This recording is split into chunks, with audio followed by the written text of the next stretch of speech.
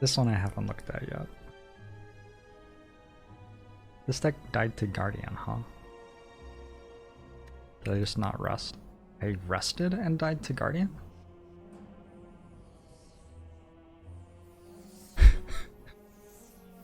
What? Okay, so wait, what? Is this real? Abs, thanks for the 3 months. Long promo show to you too.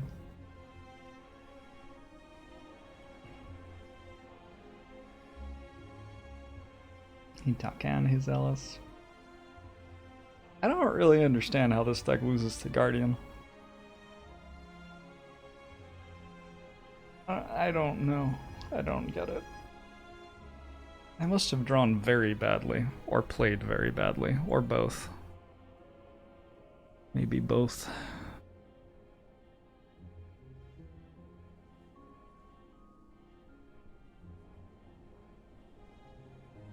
I had to rest twice in this act.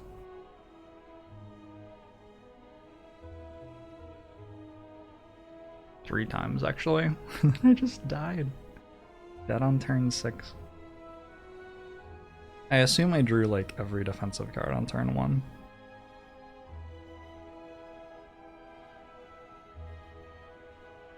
That seems like the only really plausible way that this could have happened. Let's go, Mato. Hello. Hey, Jake Treester. Hey, World Repent. Hey, hello. Analysis. I do not understand how this deck died to Guardian. Someone will have to review the VOD someday. Interesting that I very much don't remember this run at all. I mean, I played it at 4:56 a.m. on July the 15th. But that's the first loss where I just very much do not remember this run happening. It'd be interesting to get further into, I think, over the course of the next week, calendar week from here. My brain gets more and more lost. Actually a floor 7 death, not a floor 6 death. Just dead to Lagavulin. Yeah. It is possible for that to happen. I remember this one. I drew very poorly. I beat Lagavulin if Masterful Stabs gets drawn at decent times, and if Neutralize gets drawn at decent times, but neither of those things happened.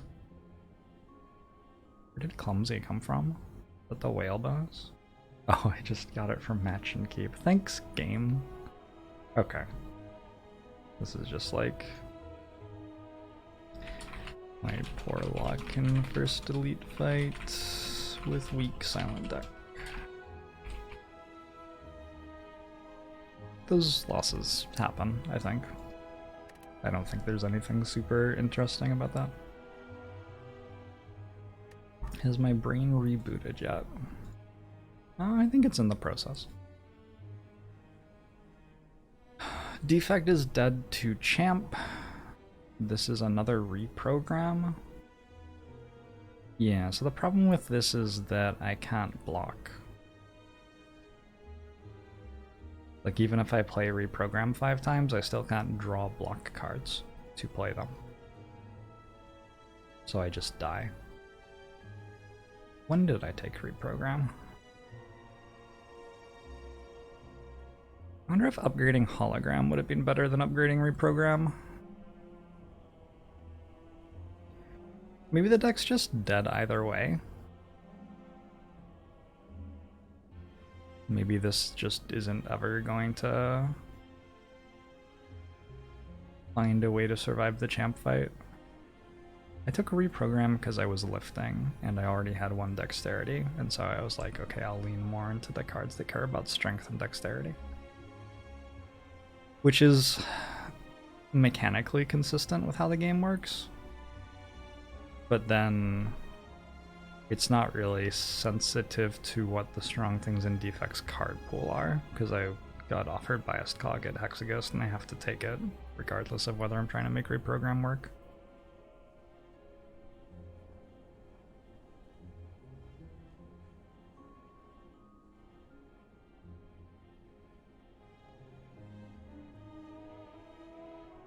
And my deck's just sort of bad. Just taking a lot of damage through Act 2. I'm dead to champ. It's a pretty bad deck without reprogram too. I'm not convinced that reprogram was what killed this run, actually. I have one Frost Orb. I don't have reliable focus. I don't have a Dark Orb. I didn't see one offered in the rewards at any point. Maybe there's one here, but I bought my only Frost Orb here, so... so what am I gonna do about it? I think this is just like a fairly weak defect deck. I take, instead of Go for the Eyes, Hologram, which is pretty necessary if I'm trying to win the fight with reprogram, I would say. Cookie question mark, thanks to the 8 months. Deck is incredibly mediocre, yeah. It's like very unexciting defect deck, which isn't really presented any reliable way to beat champ. I guess the only question is, like, maybe there are ways to pilot this to win the fight more consistently if I looked for them. That's certainly possible. It would be surprising to me if there weren't. But that being said, like, I'm not... If I was gonna spend a long time trying to win this run from, like, this point in the run, I would, I'm sure, find out some interesting things. But that's not what I was doing, so I didn't, and that's okay. Thanks for the 8 months cookie question mark. This run sucked.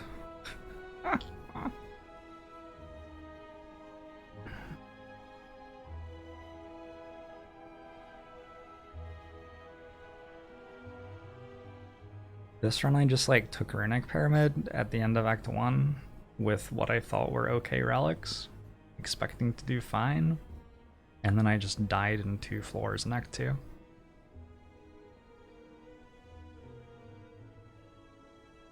Is Spot Weakness just a trash card?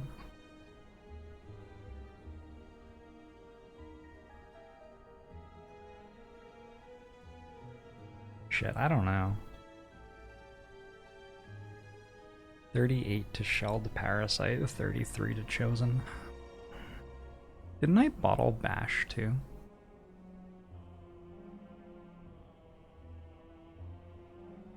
So if this deck has like 1 anger, I think it takes way less damage.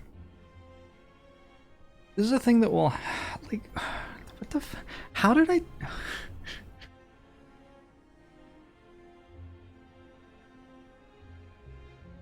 I'm not sure I understand. I remember in the Chosen fight, Infernal Blade made me Clash, which I could never play. I remember that happening.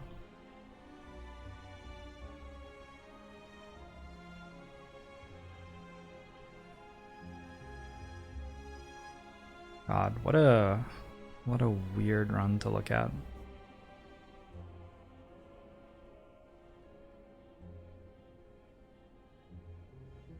Weakness seemed pretty bad almost every time I was taking this challenge.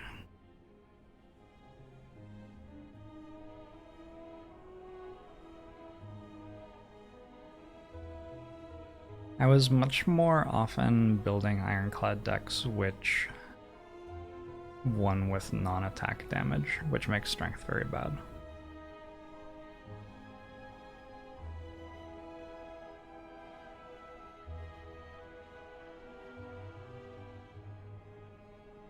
I have Pyramid, though.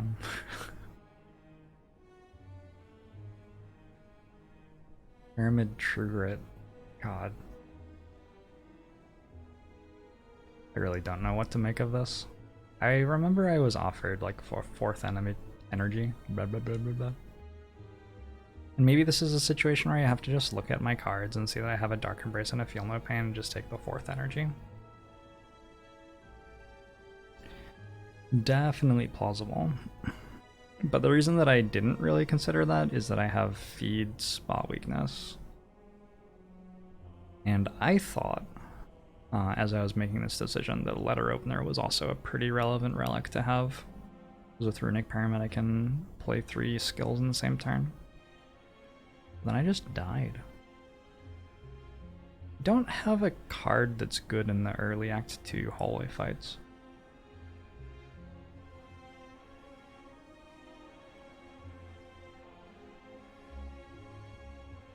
Something like a Disarm or a Shockwave. Or a Carnage. I don't have like that one card that does a bit more than your other cards. I have some engine creating cards and some very mediocre commons. And a feed.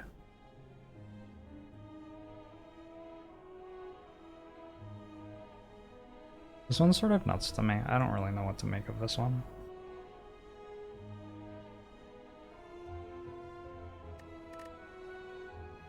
This is how strong the deck was in Act 1, this is how broken it was, this is how small things went. 1 to 5, subjective ratings.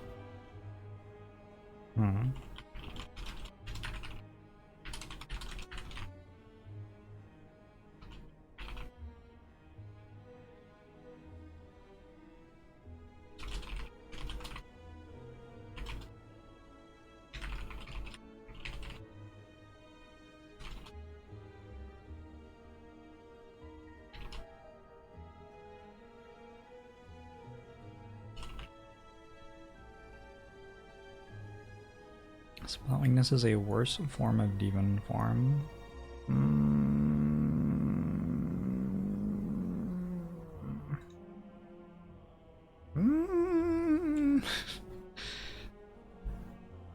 I don't think that's true.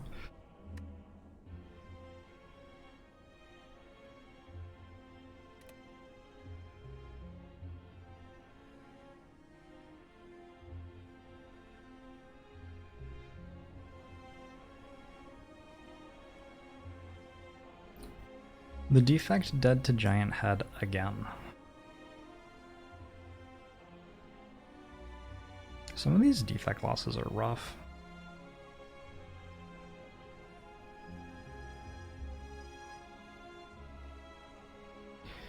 Deck has double defragment, it has a Dark Orb and Multicast.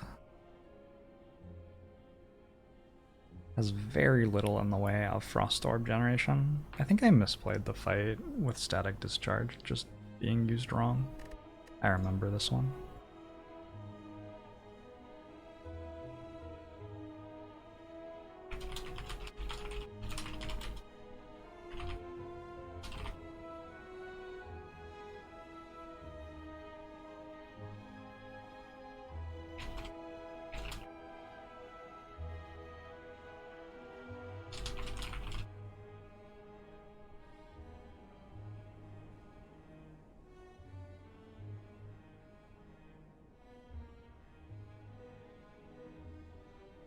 Weakness is when you want more scaling than Flame, but more awkwardly than Demon Form or Limit Break. Limit Break is pretty awkward.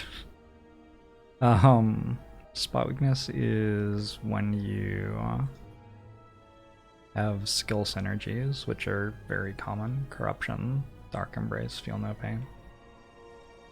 And it's a way for skill synergies to easily bridge into strength for Reaper in particular, but also for other forms of damage. And it's an okay card against like Sentries and Gremlin Nob and Lagavulin unless you draw poorly, and it's enough scaling to beat the Act 1 boss pretty consistently. Not great against Slime Boss. Thanks, Emmeline.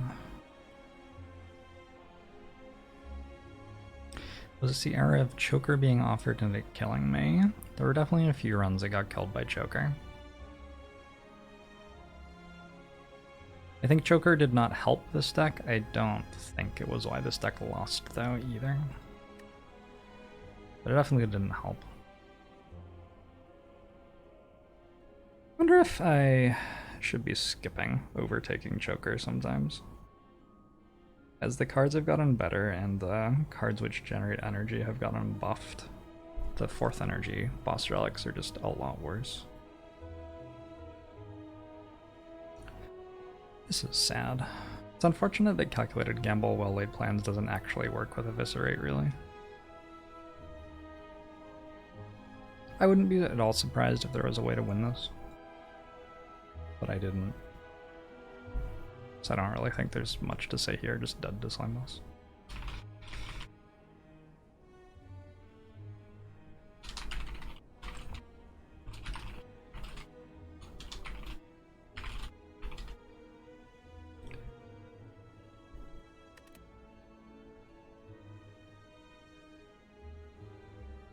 Alright, Reptimancer.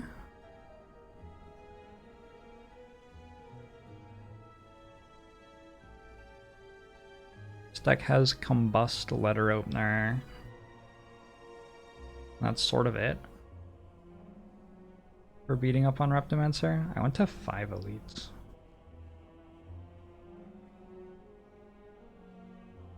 And my health was going down the entire time. This looks like a evaluation of how strong my deck is in Act 3. Right?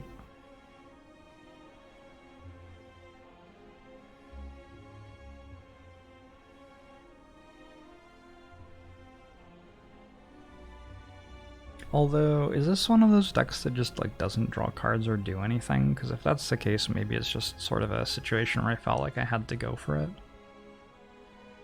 I have double anger. Flash of Steel.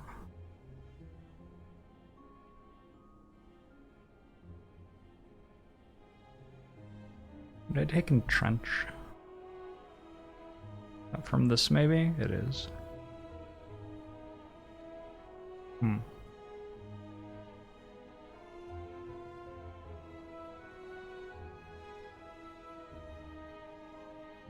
Yeah, I don't know about this one. So my boss relics are Astrolabe and Slaver's Collar. Okay, so one of the reasons I'm going to elites is that I can't survive hallway fights, and hallway fights are actually worse. That makes sense.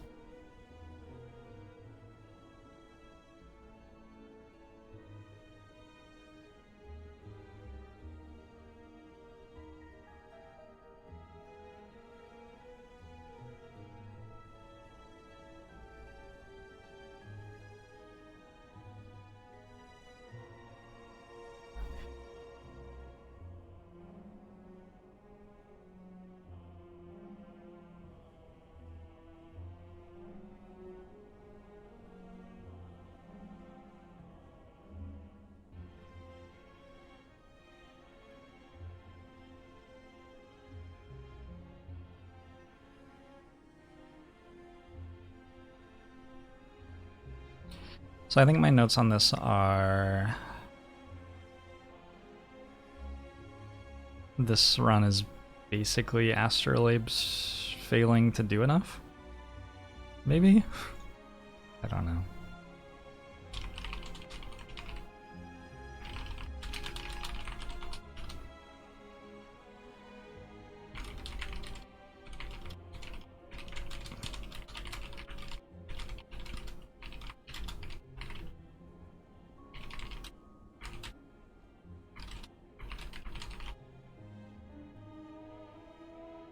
It was a very weak Act 2.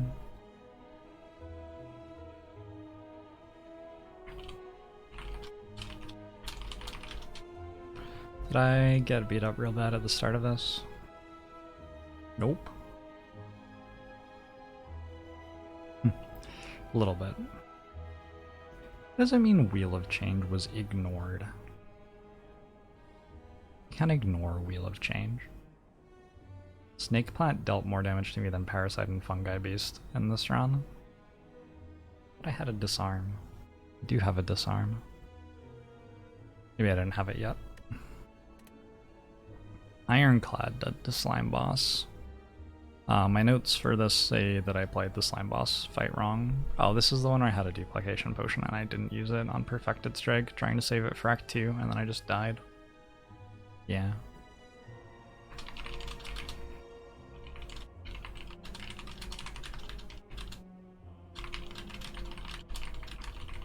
But that being said, this run's in okay shape.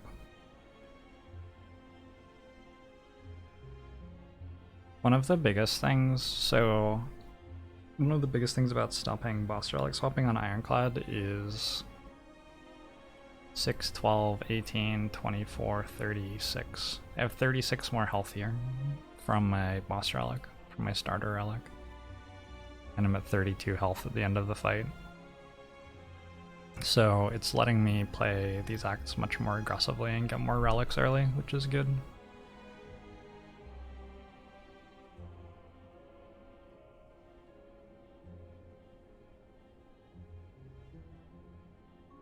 It's slightly too hot here.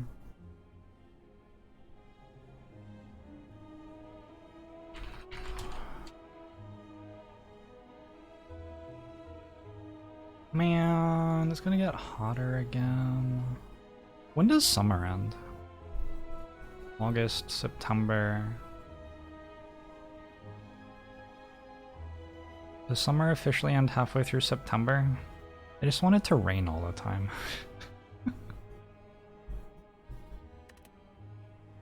Oh boy.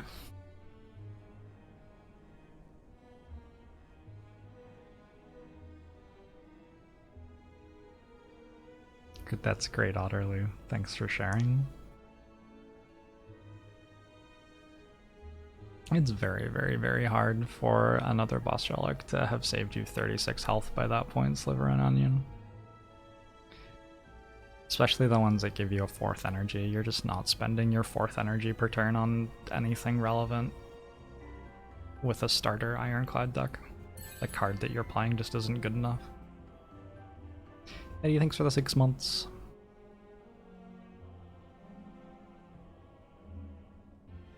This run was so miserable. Just get no relics, no cards, die on turn 6 to Transient as you draw 5 cards, and like half of them are from the starter deck. Just a miserable one. Oh my god, I took 70?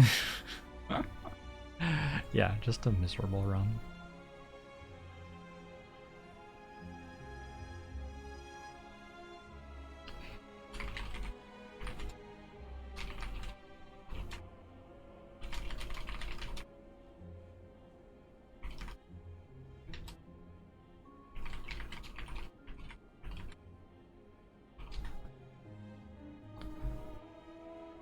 What if I saw a different famous streamer using Ogbo Show? That would be weird.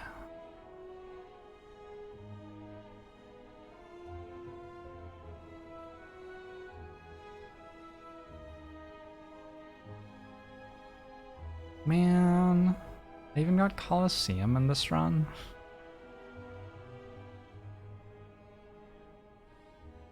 I have a feed plus, man.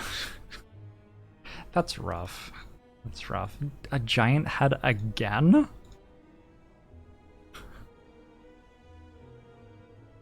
Three of my last like 4 defect losses are to giant head, I think. This deck has double biased cog into multicast and double darkness. Okay, so the reason that this happens is that we're dealing a lot of damage with Dark Orbs, and Dark Orbs are sort of uniquely situated to not work very well against Giant Head because it has so much base HP. And also because it attacks you for a lot. So this deck got that far by having 3 apparitions and dark orbs and multicast and double biased cog, and then it actually got into the fight, drew awkwardly, and just died.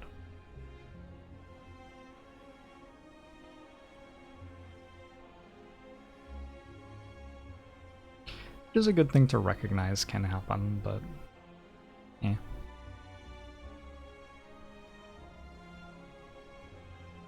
Is Turbo the only energy in this deck? I have a Cursed Key, I have a Charged Battery.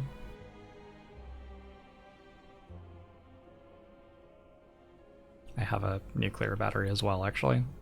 That has tons of energy.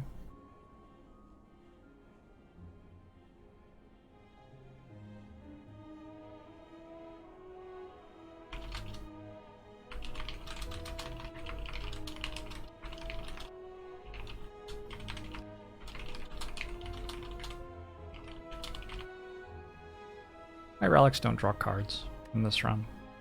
I think a fairly common thing that you're saying in these runs that die in Act 3 is that the relics don't draw cards.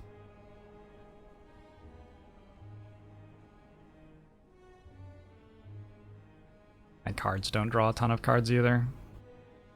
Double compile driver is about it.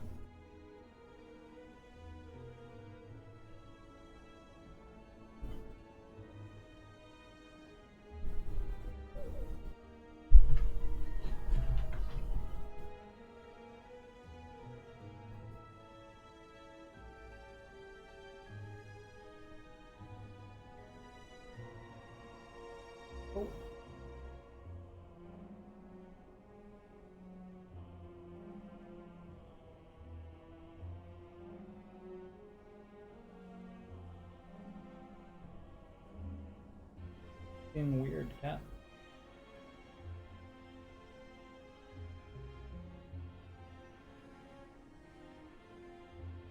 Hey Griffin, yeah dog.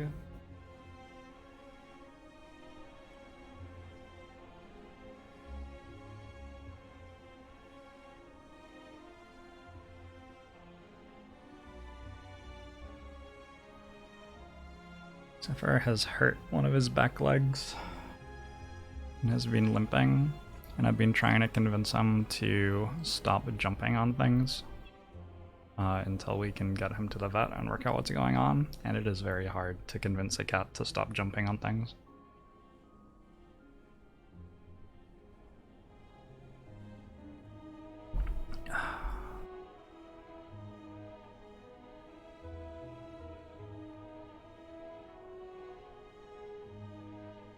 Is there an anti-giant head strat available for defect?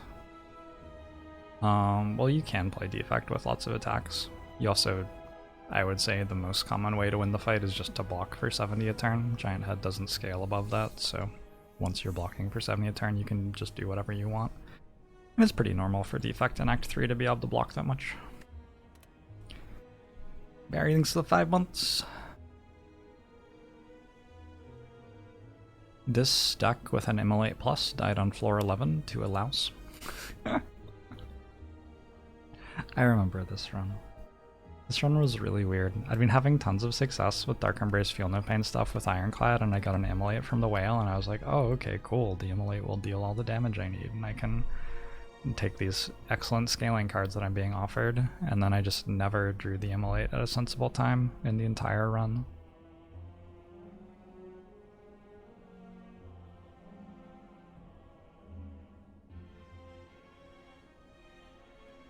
I only took 8 to Gremlin though, 6 to Leader. I'm healthy. This Lagavulin fight was just terrible though. Yeah, I drew Bash and Immolate in the same hand every time. And just could not find a way to deal damage to it. And then I was like, fine, but I walked into this floor and was being attacked for 21 on turn 1 without the cards to deal with it. Rip. So what's the lesson from that? Maybe the lesson is that you need to have 1-cost value attacks in your starter Ironclad deck to avoid the bad RNG of having Bash plus your other attacks in the same hand and not being able to play 2 of them. Although, what was it gonna take? Twin Strike over Feel No Pain, maybe? It seems absolutely unthinkable to me to take Twin Strike over Feel No Pain after getting Immolate from the whale. And it gets Headbutt over Feel No Pain here at Gremlin Knob. That's probably it. Don't need a second Feel No Pain that much. What potions did I have for Lagavulin? I got a speed potion and a flex potion. I don't know if I used that here.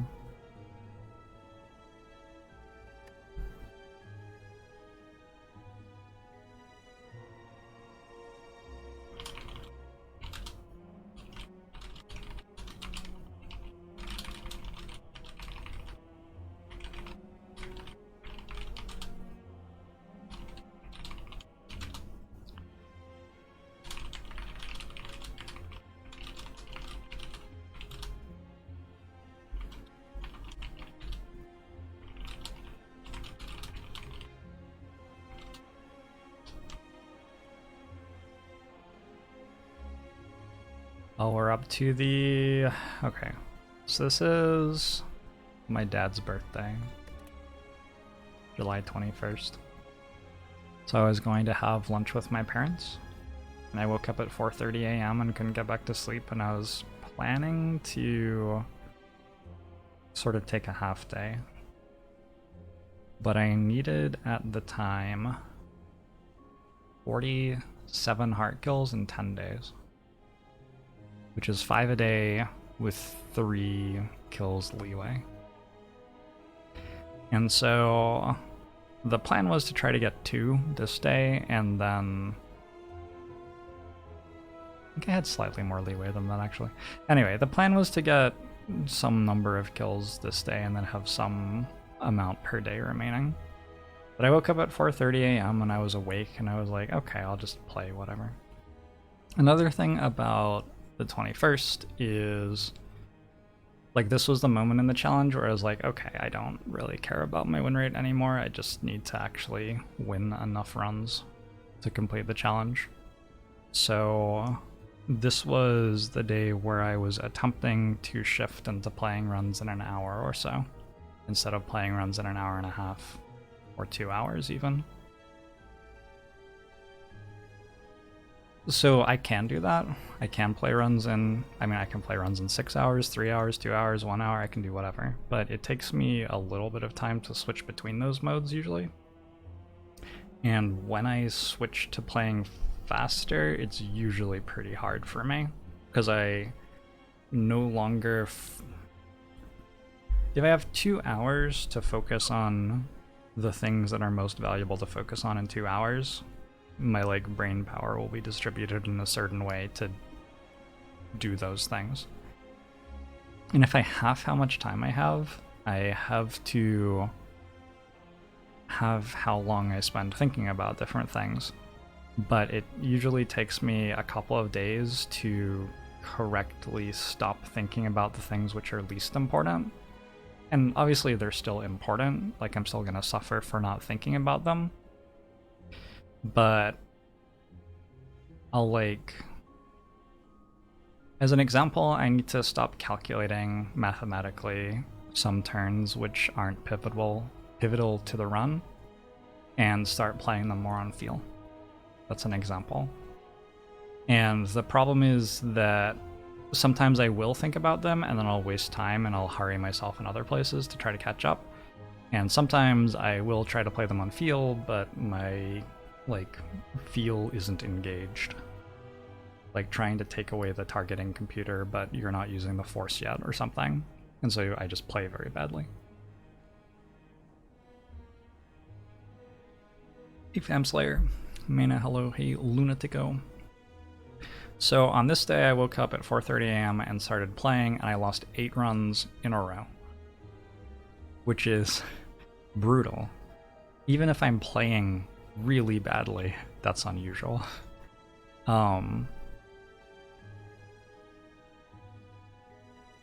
And I still don't know, really. I've not looked at these since. I don't know if this was getting like super unlucky or really, really playing very, very badly. This all seems sort of fine. We have a Corpse Explosion and a Die and a Black Star for Act 2. With a Bag of Prep and a Gambling Chip. I mean, that should be fine. That does not seem unreasonable to me. I don't have a Piercing Whale, so I'm likely to take quite a lot of damage from the hallways. I take 12 from Muggers, which is not a good fight for my deck. Although, not many of them are. Take 3 from Shelled Parasite, which is obviously much better. Gain 50 gold, transform 2 strikes into Well-Laid Plans and Venom. Got a Die plus at this point, so I didn't have it yet actually. But yeah, I was able to kill triple cultists, taking 0 damage in 2 turns. And then I wasn't able to kill slavers in 2 turns, apparently. Which is interesting, right? Because it's the same fight, basically. The slavers just attack you faster. But I guess I didn't draw well enough. Why did I want to hit a certain amount of time for run? Well, I was killing the heart 128 times in 30 days.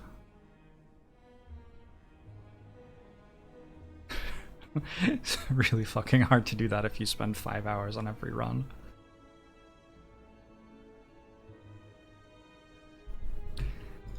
Okay. Oh, and I have noted here that I had lots of punts here. It was 4:30 a.m., but I did ultimately die to 1 out of 28. Which I like very vaguely remember. I like just didn't draw well in this slavers fight. So on review, run seems fine with some bad luck against slavers. Deck looks pretty bad at Act 2 hallways, but it survived them okay in practice.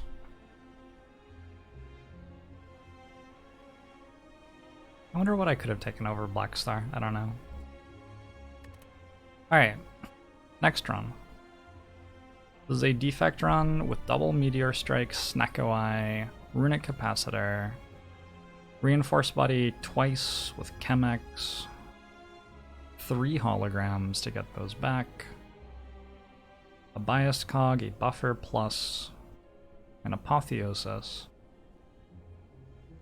a 4th energy, a 5th energy, a 5th and a 3rd energy, Kunai. I remember exactly how this run died. I drew like 2 reinforced bodies and 2 holograms on turn 1 of the heart fight and was dead on turn 3.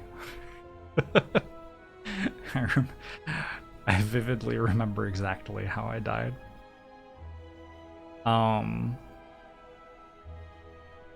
Yeah, I don't know. I mean, I think this run is fine, and I just drew abysmally in the heart fight.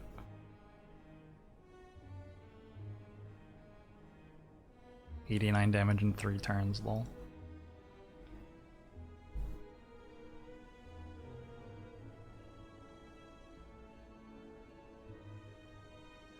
Just taking 0 damage all the way through Act 3. That's so brutal.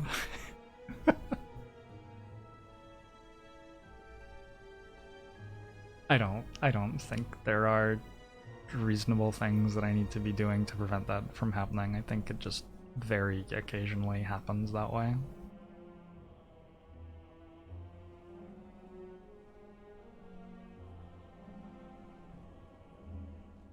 I bought an anchor and a hologram, which is probably as much as I could do to help.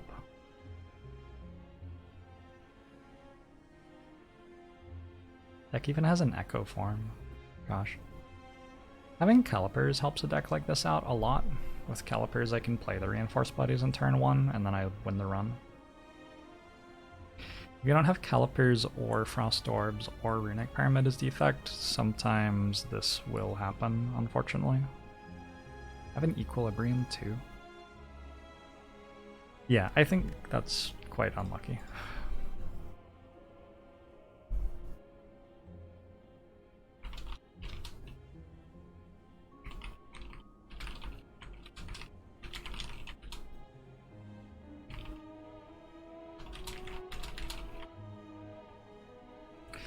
Okay, watch your run. Dead to the heart. Establishment, Omniscience, Volt. Double Foreign Influence, 3 Foresights, 2 Meditate, Rushdown, double Talk to the Hand, Tantrum. Full Flurry, 2 Holts. So this heart fight's all about hitting Omniscience and or Talk to the Hand, and then finding like Rushdown and Tantrum fairly quickly. The deck is carrying a lot of bad cards. It's carrying Establishment, Carve Reality, Double Foreign Influence, Sands of Time, Double Holt, which is so-so, a Clumsy. So it is a lot of garbage here to get through for sure. Cornelius, thanks for the 5 gifted subs, I appreciate it. And I didn't. And this was the second run in a row where I took 80 plus damage from the first 3 turns of the heart fight and just died. And I correctly analyzed that I should buy Panic Button at this floor, but then when I drew it on turn 2 in this floor, I didn't play it. And I understand why I don't play it there. It's like, I'm currently frail, I could use it for more block later, also I'm going to be attacked for a lot next turn and I'll want to be able to play my block cards next turn. But the thing is, the only way I'm actually playing a block card next turn is if I hit a way into Wrath and a way out of Wrath and a hold, right? Or if I draw Vigilance. I guess Just Lucky exists, but who cares? This deck doesn't have defense in it. I've played my Panic Button, so it doesn't have that anymore. And Panic Button doesn't stop Talk to the Hand from making block. So, this is just me punting by not playing Panic Button on turn 2, plus drawing very poorly.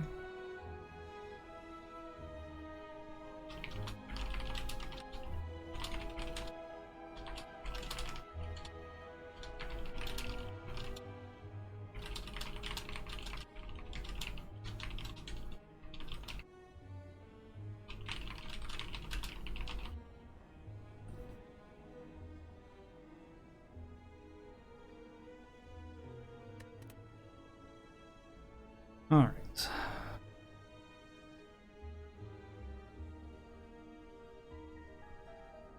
We have a command for what punt means yet.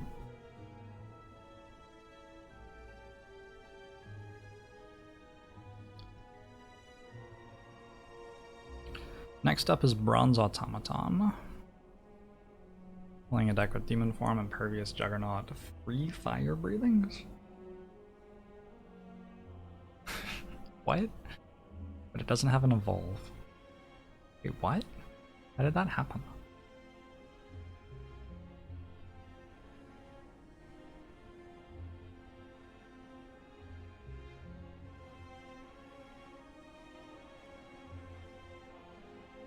I guess the idea is that I'm trying to kill things with fire breathing, and I have a Warcry, I have a Wild Strike, a Reckless Charge. The thing is I don't have an evolve, and I have a Juggernaut and a Demon Form in this deck, so having 3 fire breathings doesn't make very much sense to me.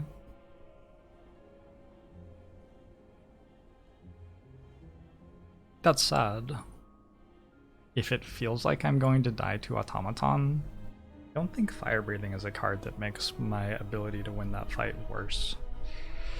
I suspect it makes it better.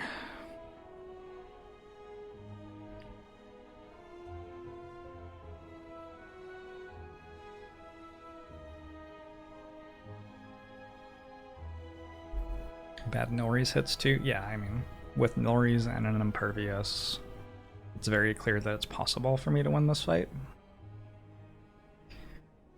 But the deck's very slow, it doesn't have any relics, so... well, other than Nilries.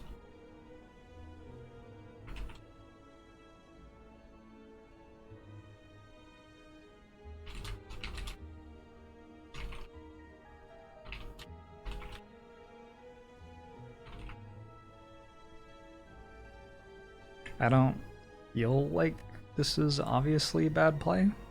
although this stuff is questionable, but sort of justified by the way that I actually ended up dying.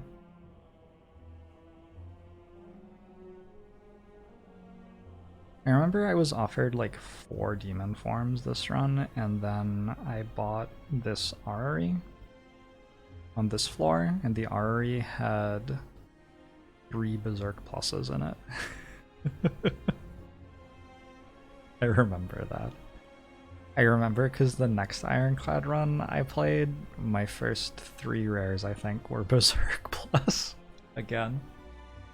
Well, no, they weren't upgraded that time. They were just regular berserks, I believe.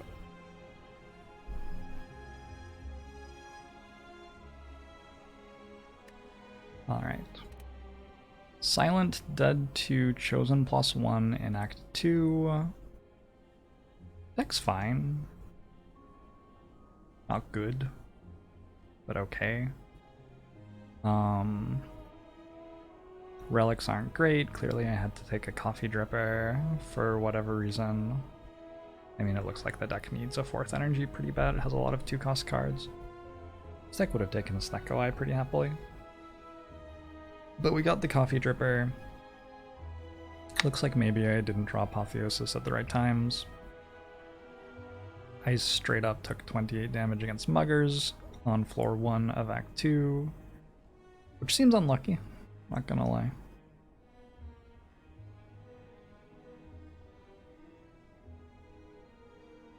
$29 against Parasite and Fungi Beast, and eventually dead. Yeah. It's weird, because I also have Toy Ornithopter and Pantograph as basically my only relics from Act 1. Well, other than Potion Belt, which makes Toy Ornithopter even stronger. So feels like sort of about the best possible situation to be taking Coffee Dripper. Deck that desperately needs a 4th energy and has sustain in its relics. And just didn't work. Seems fine, I don't know. Doesn't bug me that much that I lost this run either. So that's 5 in a row. And the only thing I've identified that I really feel was clearly my fault was not playing Panic Button in the Watcher run. That's also how I lost my 20 streak on Watcher, by the way.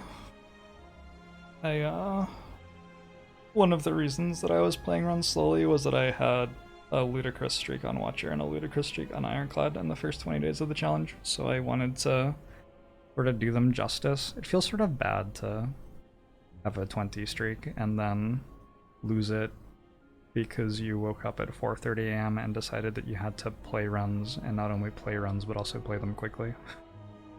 But on the other hand, whatever. I don't care all that much. I managed to lose my next 2 Watcher runs after this as well.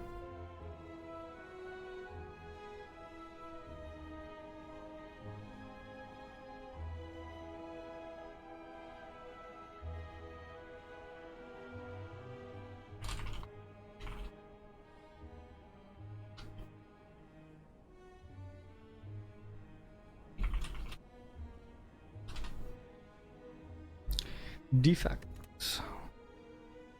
Dead to double orb walkers. Okay, so I remember this run. There are 3 echo forms in my deck with Runic Pyramid, a little bit of extra energy from Happy Flower and from Slaver's Scholar. We have a Seek to get the echo forms in play. We do not have a self-repair. But we do have like double Dark Shackles, Flash of Steel, double Charge Battery. So if we put an echo form in play, our deck should be pretty strong. The problem was that all of my damage pretty much is this Doom and Gloom, and I didn't draw it in this fight. And I should have just not taken it. Should have just not taken the fight. And it's possible that I die to Reptimancer instead or something if I don't take this fight. I mean, I don't know. I don't actually know for sure that it's right to not take this fight, honestly. But certainly if I do take this fight and I don't get turn 1 Echo Form and I draw Doom and Gloom extremely late in the fight, I don't have much reason to think it's going to be good for me. Slaver's Scholar doesn't work in this fight, it doesn't count as an elite fight, so...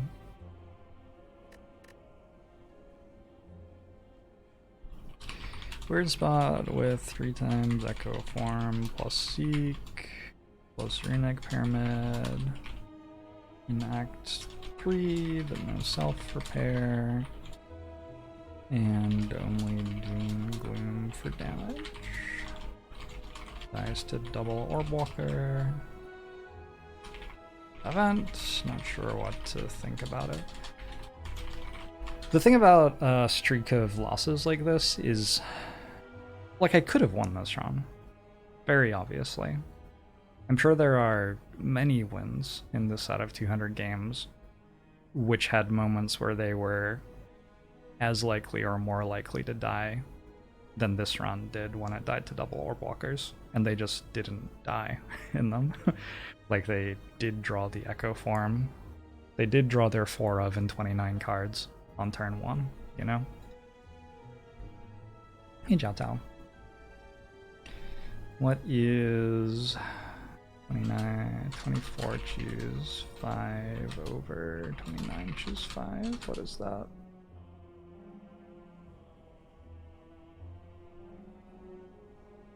Looks like I draw an Echo Form or Seek 64% of the time or so on turn 1.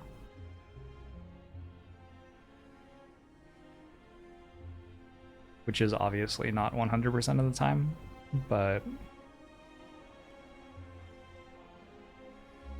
it's also obviously not like a very low number either. I have Cool-Headed, Skim. So I have like redraws to it, but I don't have energy. Unless I have Turbo. Anyway, I don't know. Seemed fine. This deck died to Collector. I remember this deck dying to Collector. It's weird because it looks like a perfectly strong Watcher deck. It even has Rushdown Tantrum. It only has one way into Calm. Just has the Vigilance and a Tranquility that eventually goes away. And that is ultimately why it died to Collector. Probably I can play this fight better. Like, I would say pretty much certainly I could play this fight better. And also, even with like mediocre piloting, this deck usually beats Collector. But this was not my morning. I even rested before it. Tessie Duck thinks 25 months. Stimpeasy thinks for the 30 months.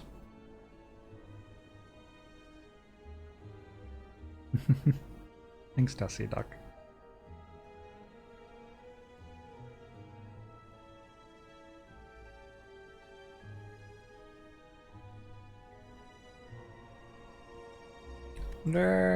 Let's look at this stuff leading up to this. Took Perseverance to try to help with the Collector fight.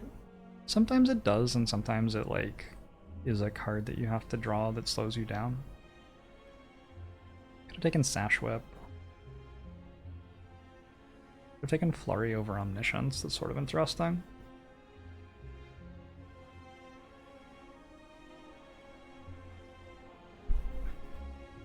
Rushdown, sure. Oh yeah, I remember this. I was like just laughing and having a great time thinking about how great this one was going because I was offered Tantrum and Rushdown at the same time, which is like, whoa, those two cards are so good in this deck. And I decided to take Rushdown over Tantrum, and then I was offered Tantrum on the next floor. So I got both. And then I died somehow. So weird. This is a run where I was able to remove instead of upgrade at Ancient Writing. Have a lesson learned for the entirety of Act 2. I already have an upgraded Talk to the Hand. God, it's like... it's pretty weird to me that I lost this.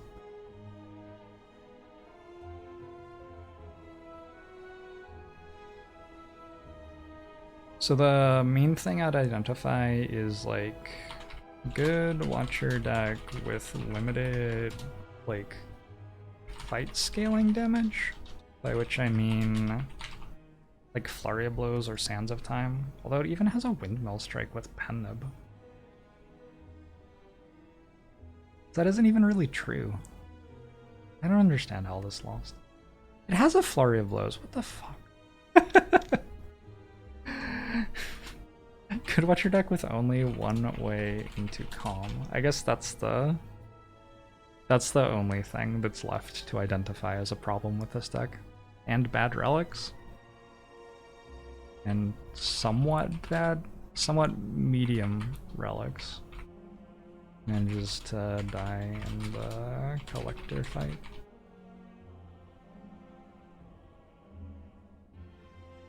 Am I trying to identify incorrect earlier choices? I'm just looking at what happened and trying to understand it. You see some real banger relics in here. There are definitely some good ones. Loving the Maw Bank that I picked up 2 floors before a store.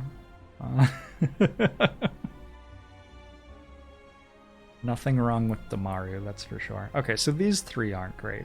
But if you take these 3 out from the middle... Actually, I think if I pretended that these 3 didn't exist, like if I put my hand over them or something so I couldn't see them. Yeah, now all of a sudden I think the relics for the run are good. Like, that's all it takes.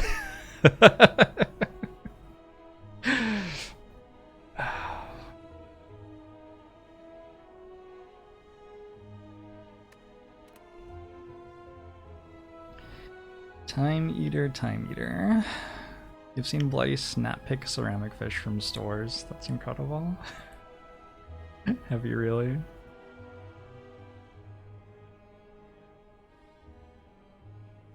I actually played 201 games. I played an Ironclad run that lost after as a victory lap. I didn't add it to this spreadsheet. I guess I should. I don't know. I haven't yet. Here, I'll put it down here. It sort of upsets me because it's going to make the really nice 64.00 go away. I don't remember when I died either. I'm gonna say like 10 or something.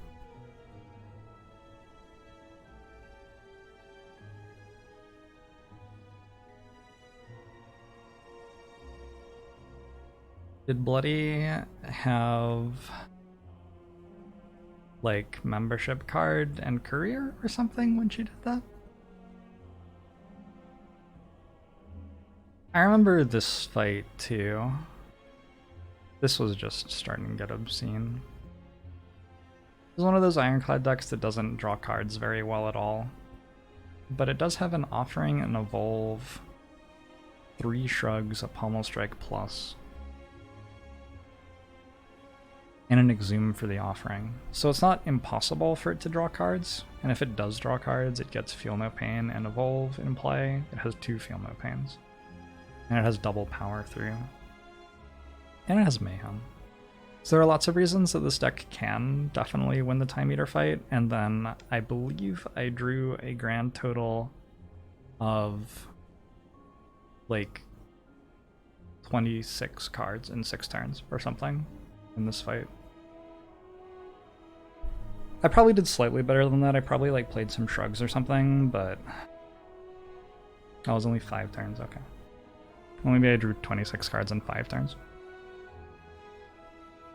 I definitely got the card draw per turn down debuff for 3 of those 5 turns that I was alive, and the cards that I drew just weren't good enough, obviously.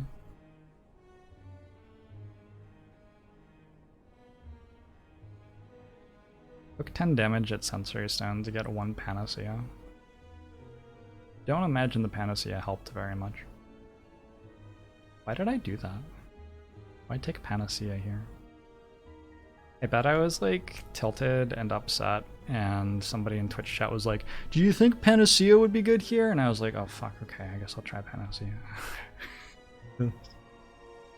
One of the most frustrating things about backseating is how you have to reassert what you believe about the game to yourself over and over and over and over and over and over again, just endlessly. Or else somebody else's beliefs about the game get asserted at you, and you, like, listen to those instead.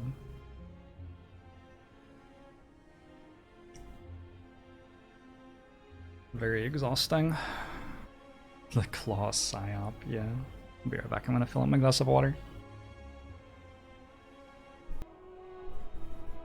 So yeah, I don't really feel like there's anything incredibly wrong to observe about this. Maybe this is a situation where you shouldn't take 10 at Sensory Stone. I don't really think so, though.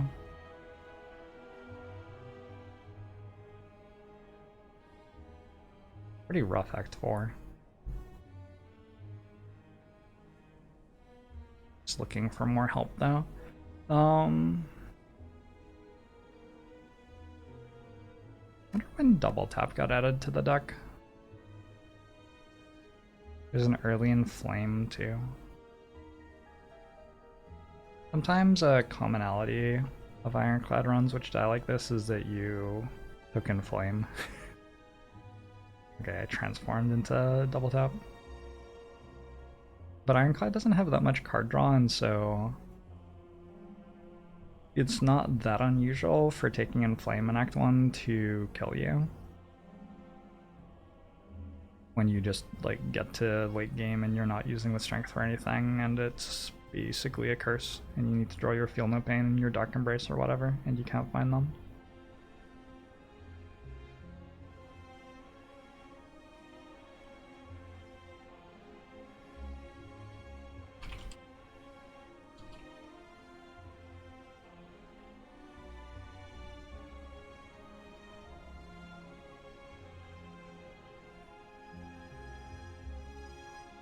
I have 86 HP here.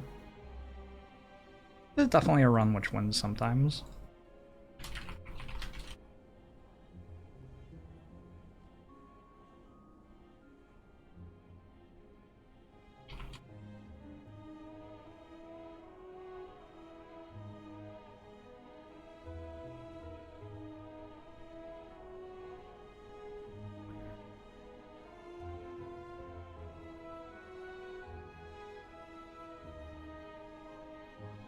You have to use the strength to deal 6 to 9 damage before Inflame becomes better than Strike.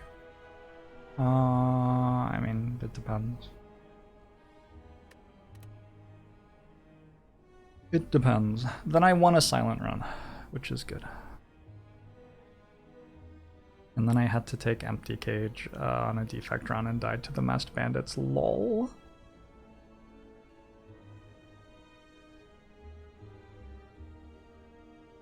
Look at this deck. Bias Cog, Core Surge, Capacitor, Consume, Doom and Gloom. And no support.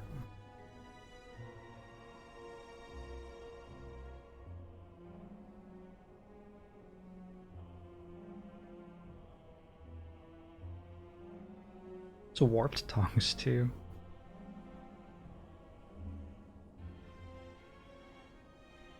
Pretty sure it can't channel its Dark Orb from Doom and Gloom.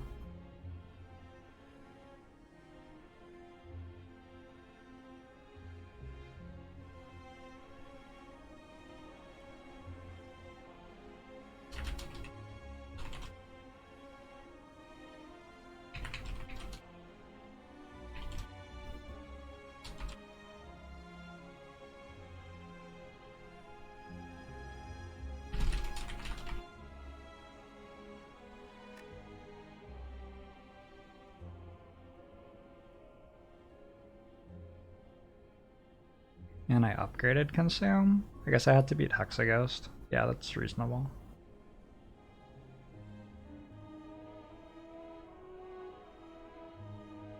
Taking Reinforced Body over a Ball Lightning.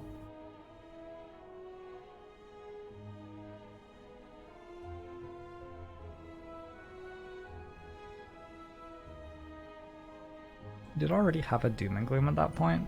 I understand taking the Ball Lightning needing something that kills Hexaghost though.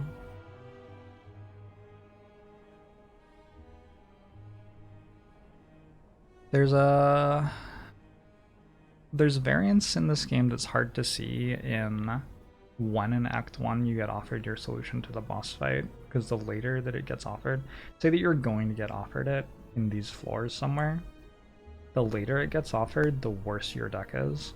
Because you've been building in a way to handle the boss fight with whatever's being presented to you. And then if like on this floor I get offered a Capacitor and take it, and I already have Consume. Now all of a sudden I don't have to worry about Hexaghost anymore, and I can spend the rest of my time thinking about how to actually make my deck good. Whereas if I got offered like Static Discharge here, I can go through the entire act not worrying about Hexaghost.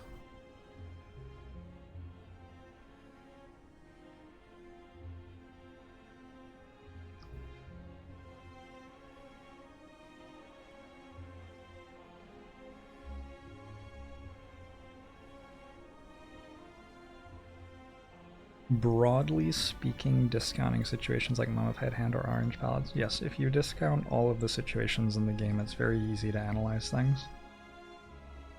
However, all of the situations in the game exist, and getting good at the game is largely about understanding how they interact with each other, so it's not particularly valuable to discount all of the situations in the game. It's sort of the exact opposite of what you should be trying to do.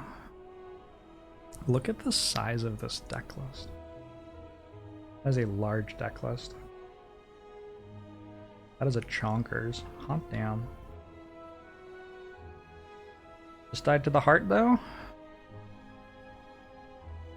Double Omniscience, double Scroll.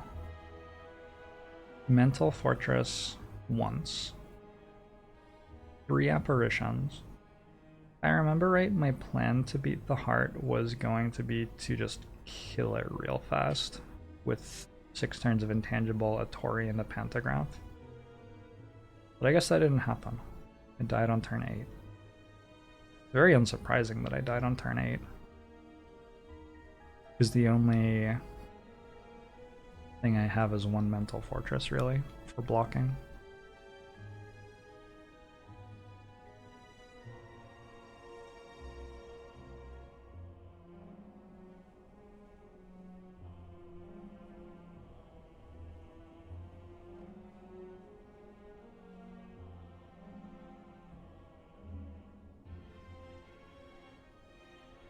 There are some not so stellar cards like Sanctity.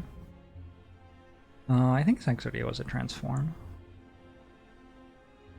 I actually began the run by skipping. That's sort of hilarious. I don't think you're going to find a whole lot of situations here where I took a card where it didn't make sense. I actually skipped a lot in Act 1. Conjure Blade.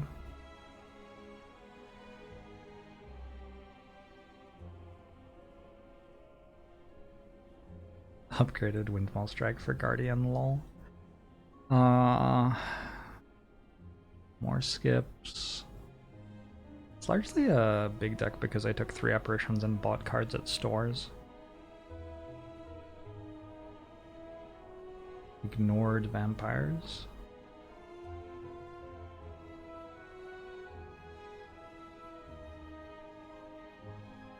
Third Eye Pluses, essentially card draw.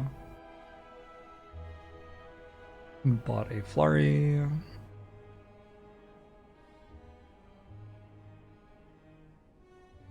Took Scrawl, took Calling Bells. There's also a Curse of the Bell in here. +2 max HP, +2 max HP, +2 max HP. Bought a Dolly's Mirror for another Omniscience. Like Water Plus, just to have another way to scale. That's necessary for the boss fights probably. Another Scrawl. Upgraded Scrawl. Freaking Indignation here. I don't have a Rushdown, right? Isn't this like only my second way into Wrath or something? I've taken 2 Crescendos over the course of the run because I have no ways into Wrath. And this is my second, like, permanent one. A Fear No Evil to get out of Wrath. An Empty Mind Plus is very good. A Nest Plus is quite good. Yeah. There's no Perseverance plus Wallop for some more block. Maybe I didn't need these. I don't know though. And then a Tantrum.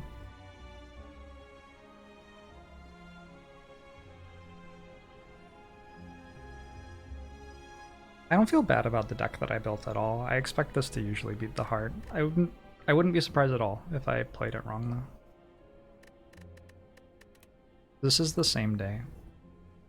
I played for basically 8 hours in the morning, and then I went and had lunch, and then I came home, took a nap, and then played more in the evening.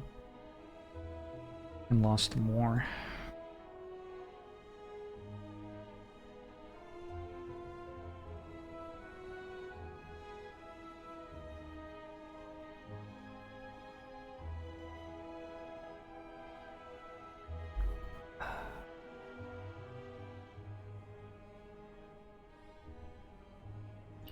Wonder how often skipping is better than calling bell. I would say quite rarely. Do you mean before or after you see which relics calling bell gives you?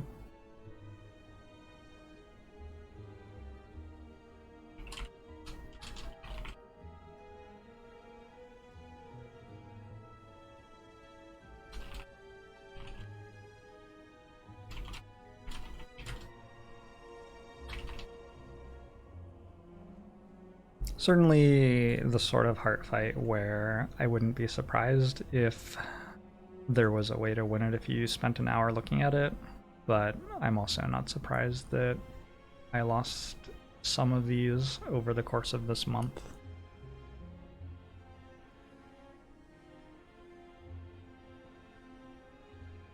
I don't think that argument makes sense, Tube.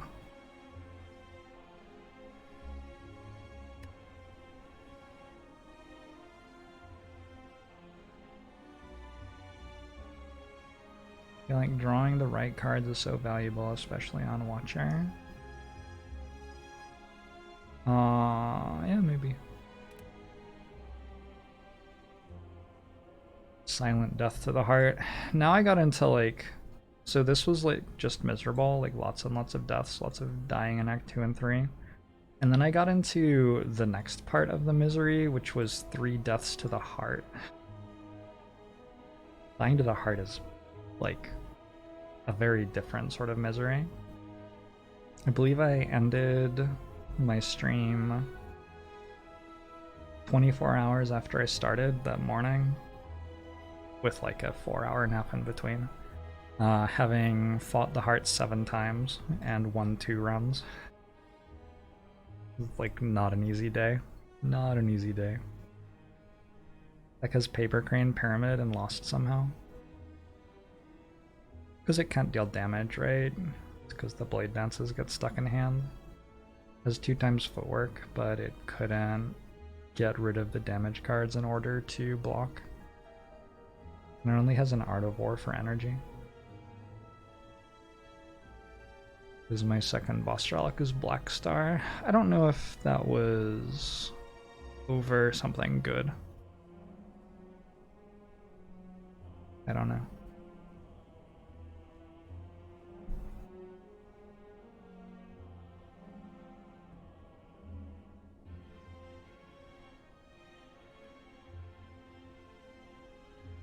I think there's a correlation between losing a number of basics in deck. I'm certain that there is.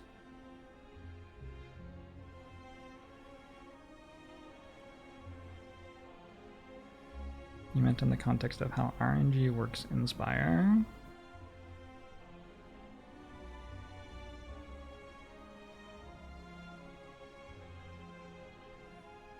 RNG doesn't really work differently in Spire from in the real world, from the perspective of the player.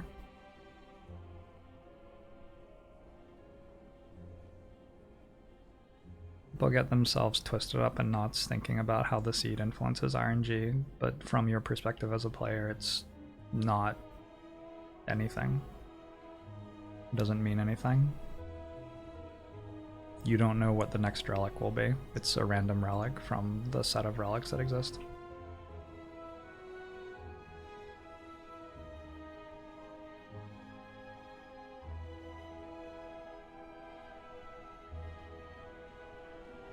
$127 was the previous Cedric. So yeah, I remember this run. The main thing that I was thinking as I lost this run is maybe there was a way to get rid of more of the damage cards or not take as many to begin with.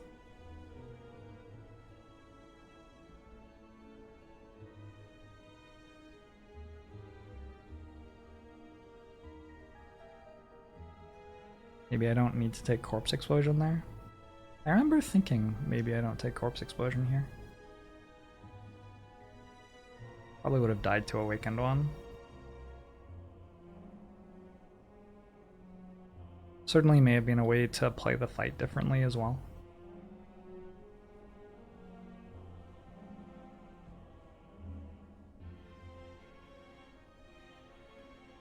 I stopped at 128 because I was fucking exhausted. Had heat exhaustion, like actually my brain had melted. And time had run out.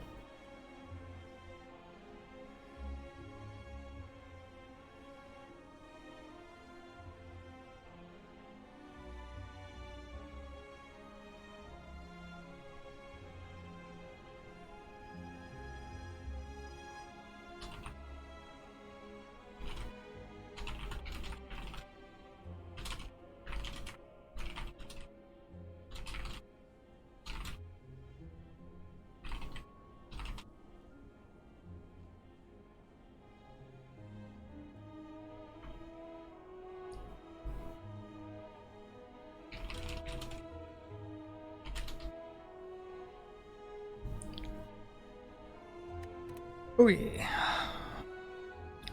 Defect dies to the heart with Dead Branch, Inserter, Coffee Dripper, Machine Learning Plus, Electrodynamics Echo Form Aggregate, Chill 3D Fragments. Why did this one lose?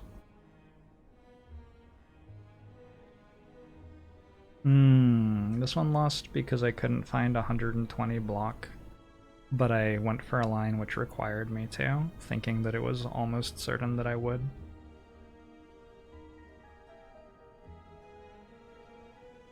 I remember it.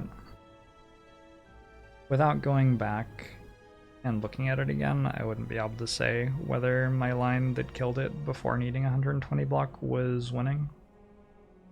In the moment, I thought that the line I took was winning, so I didn't bother analyzing the other one.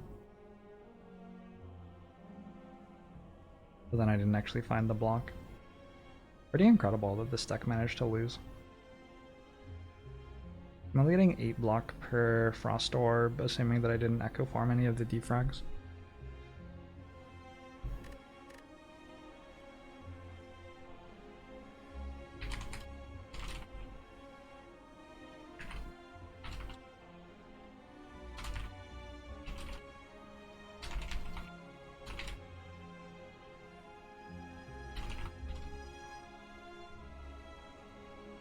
Was this the run where I drew the only bad possible hand 2 times? Maybe.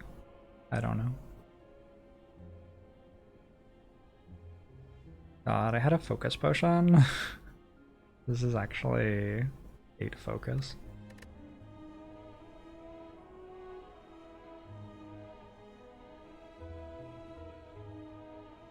I definitely wasn't drawing very well in some of these fights. Absolutely true.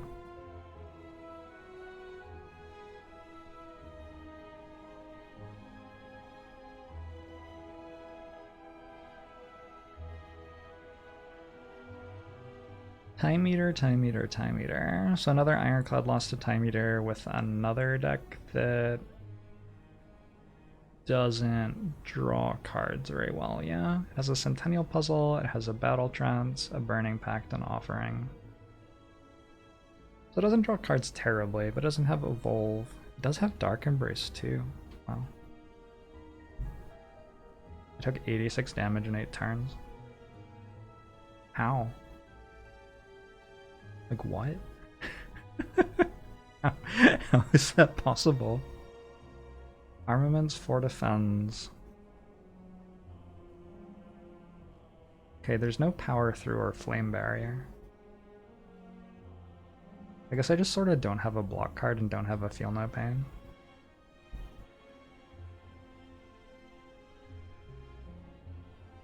Wow. It seems very bad to take double tap over Flame Barrier here, given what I know about how the run went. Although the reason that I do that is because I have a Reaper and some strength, I guess.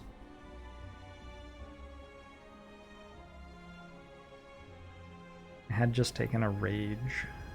Dark Embrace. Impervious there. Skipped the third Shockwave, it seems pretty reasonable. Yeah.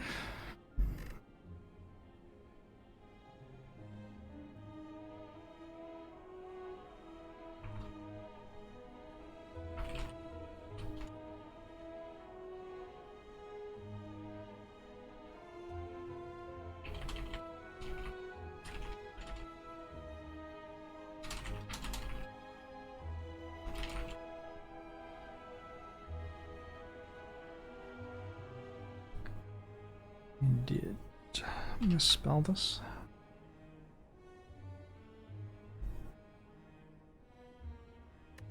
Silent on floor 50. Dead also to Time Eater. This is a Snecko Eye Silent deck with 2 Nightmares and a Wraith form. Wasn't able to upgrade the Wraith form though, because I had to recall on 18 HP there. Had to rest here. This is a deck that is actually only Nightmare and Wraith form, huh? Took a Leg Sweep, took a Caltrop so it could actually kill things. I shouldn't have taken Dark Shackles. And Venom, so it can actually kill things, I guess. But just sort of not having damage as well. Having to take a Catalyst, taking an Acro, buying a Nightmare, obtaining a Nightmare. All of a sudden it's possible for the deck to win, but it doesn't.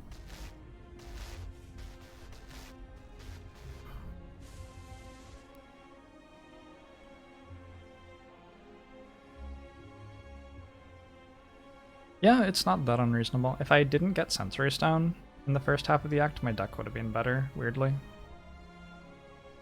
I took Dark Shackles and Panacea thinking that I needed, well, knowing correctly that I needed to get better at blocking and already had a Wraith form to help, so Panacea can block the Dex down debuff from Wraith form and give me a chance to survive against, say, Awakened one. I can play Wraith form, deal with the ads, and then have Leg Sweep to deal with Awakened one. But instead, I ended up getting Double Nightmare. And given that I got Double Nightmare, the play I need to make is just to upgrade Wraith form and not have other cards blocking it in my deck. But there's no reasonable way to expect that you're going to get Double Nightmare. I hadn't seen a Nightmare before floor 46, and then suddenly I had 2 of them. Etsu Uncle Jeff, thanks for the 17 months.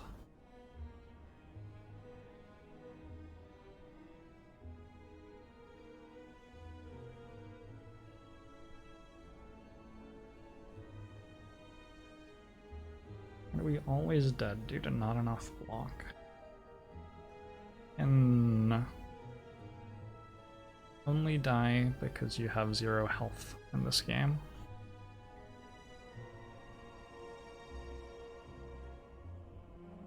Which is different from not having enough block.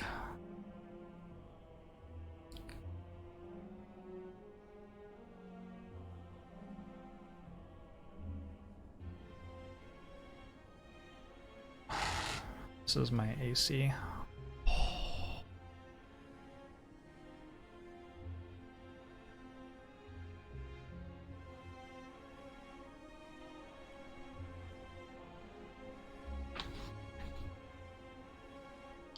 Computer printer, hi.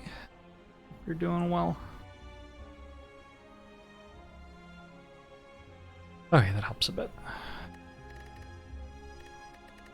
I don't know how much there is to say about this. It's like bad Snecko Eye deck, which doesn't quite put together the right defensive engine. Fairly happy with my attempts to. So. One of the main things, my main takeaways about these losses is I wasn't playing that unreasonably. For most of them. It doesn't seem like to me. The game's just hard. The game is just hard is one of the main takeaways. Probably...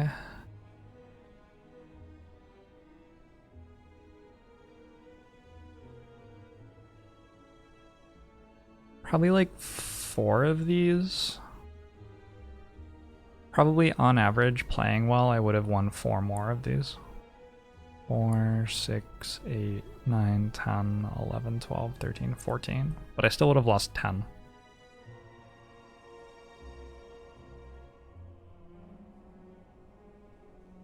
Out of 17. Yeah, I mean, it's not that weird. If you have a like 65% true win rate, let's say, it's not that weird to lose 10 out of 17 sometimes. What's the binomial variance calculator say about that?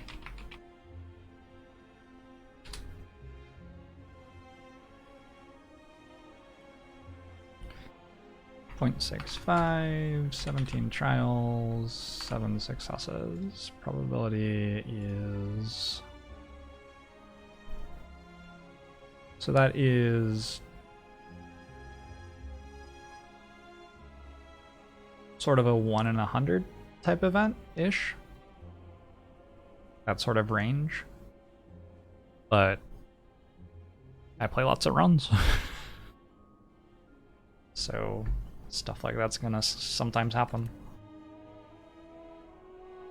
This is a slime boss act. This is why I relic swapped, because it was a slime boss act, and then I got my slime boss act, got a black star, got an early skewer, and took 60 from Gremlin though. Wow. I mean, that's quite a lot. Quite a lot of damage to get from Gremlin Knob.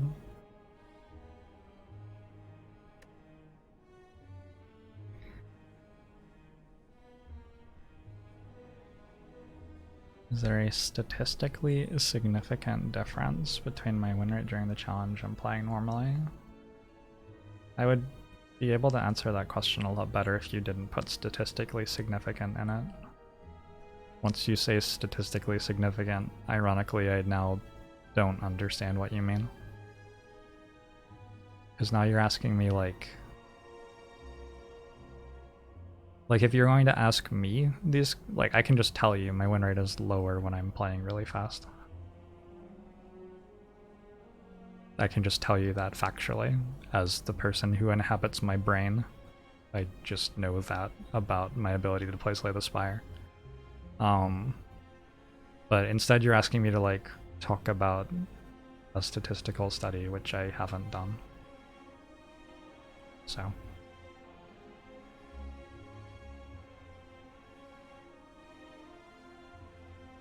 Yeah. Slime boss act with bad wills. So I go for a relic swap and die with black star. That's unusual. That's unusual for Silent to take 60 damage against Gremlin Knob with a skewer plus, even without the starter relic. That's just sort of weird.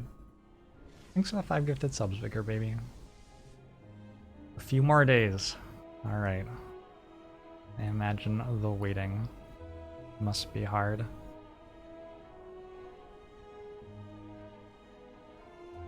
There are a surprising number of people who expressed interest in optimizing my ability to win Slay the Spire runs per hour. And it's always very weird to me, because it like implies that you think I'm not already doing that as well as I can. Like, why don't, like...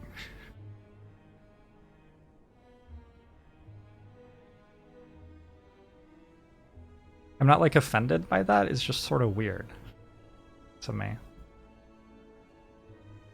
I think that it speaks to the way that people analyze data points that they can see without observing the actual wealth of reality. Like,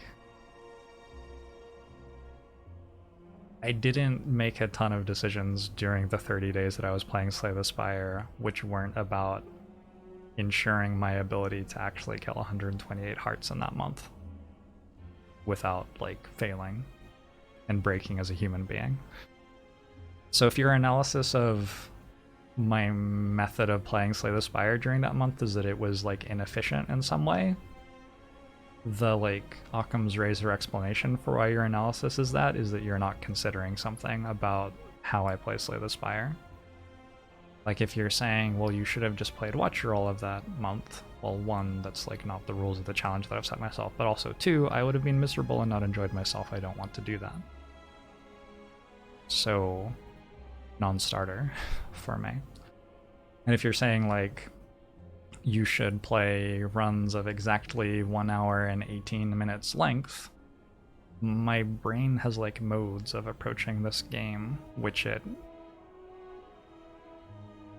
doesn't just move through fluidly on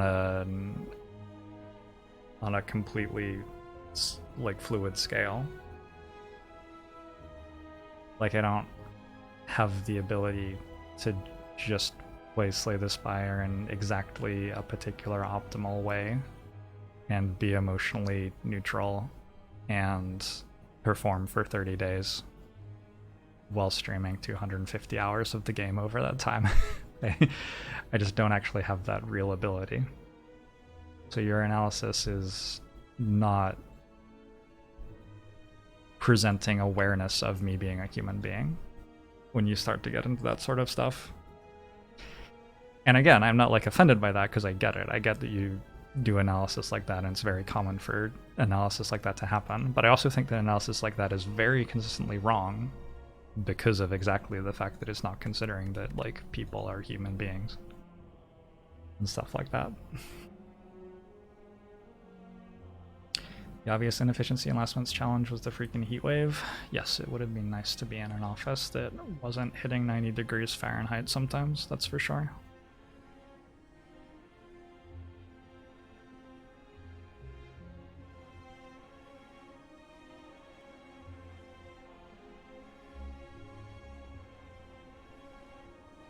People think I'm prioritizing win percentage over wins per time. In order to do this for 250 hours and 30 days without losing my mind, I have to motivate myself in ways that interest me.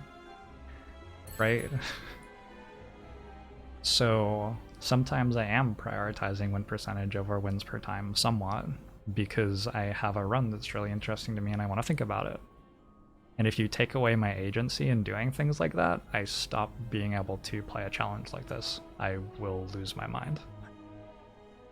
Okay. Hey, Hermes. Makani, thanks for the 7 months. How are you doing? Could get an aircon like this one that's sitting here a foot from my face the entire month. It's a great idea. Literally nobody else has thought of that. You're the first person.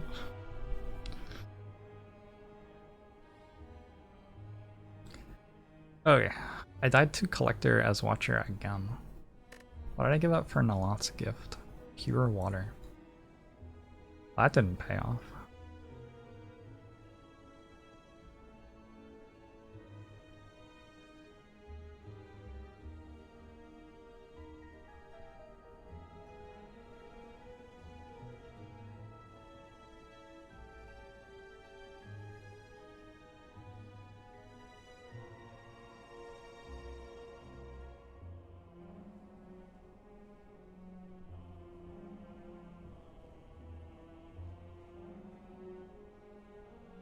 Yeah, this deck's pretty bad.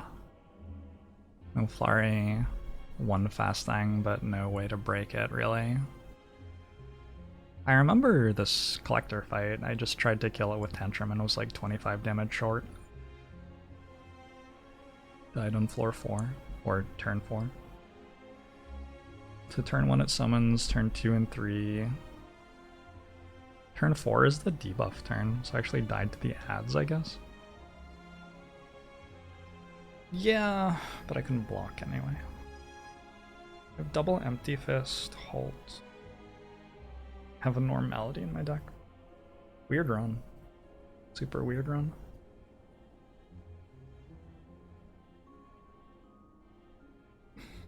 You helped one of your old classmates buy a used AC so they didn't melt. My blinds for this office melted like 3 days before I started this challenge. They are melted now. They used to be straight and now they are like big droops. need to run to the bathroom and fill my water up again. I will be right back.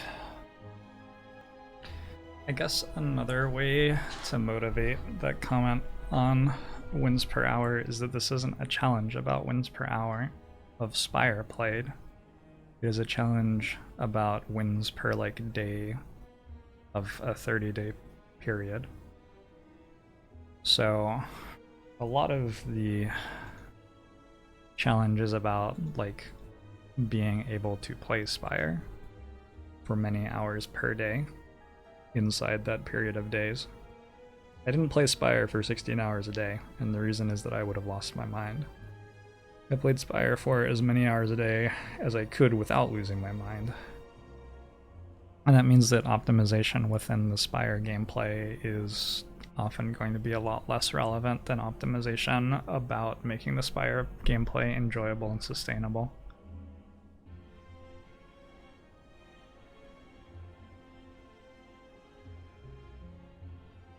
We're up to the 22nd of July. Deliberately playing way too fast. Oh yeah. This is like at the end of the day, and I just wanted to like play one more run because I had an hour until I had something else to do. And so I just decided to see if I could win or watch a run if I tried to win it in 45 minutes. So that's part of the reason I lost.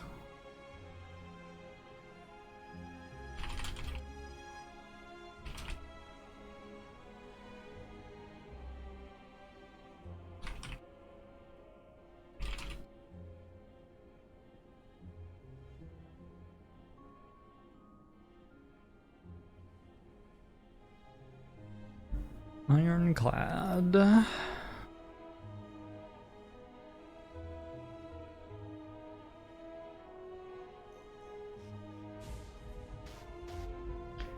Reminds you of a comment you once saw about optimization algorithms usually being an excellent way to find out what variable you forgot to constrain. Yeah.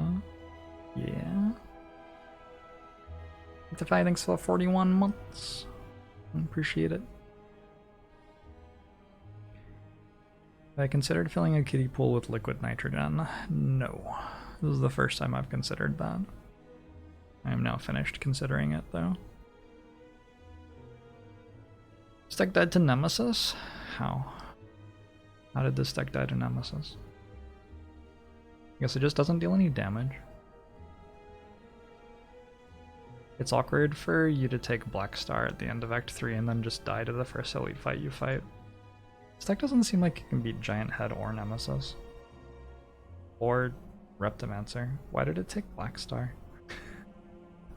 What a strange decision. Oh no, it beats Giant Head with double Dark Embrace and Blood for Blood, I guess.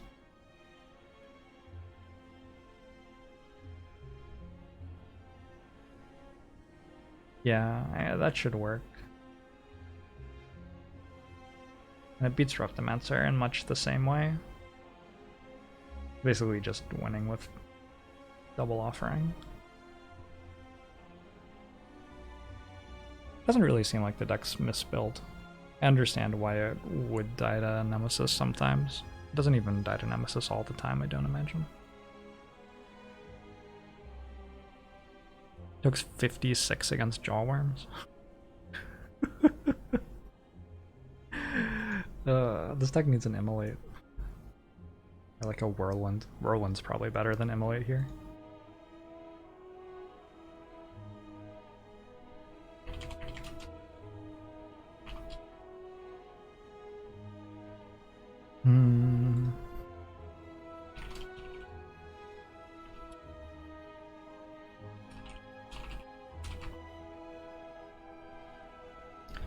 One way that my decision-making ability collapses if I'm trying to play a run in an hour is I am much less capable of identifying when a deck needs to play defensively and like avoid elites and just try to win the boss gauntlet with like maybe only a 50% chance to win it or something like that. And that seems like it's pretty much what happened in this run. Looks like this deck needs to play pretty defensively, and then I didn't respect that.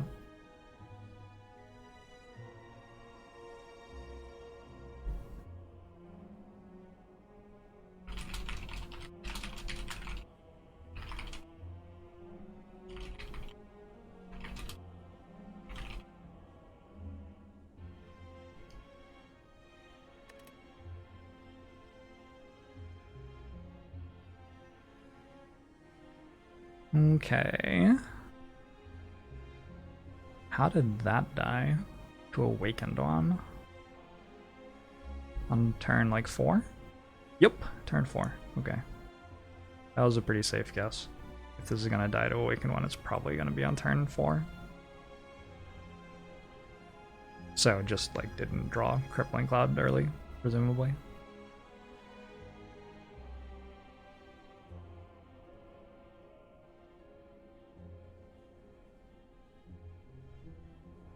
I like that it has a Grand Finale plus in it.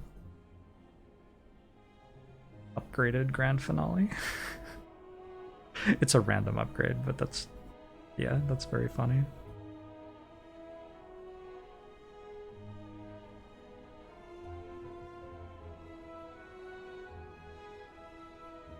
I think I was taking Panacea in situations where I really shouldn't from Sensory Stone.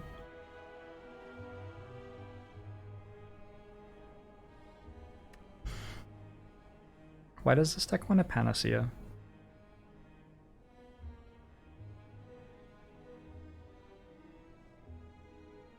The only thing it really has is it blocks the thing that stops you from drawing with bullet time, but that's like...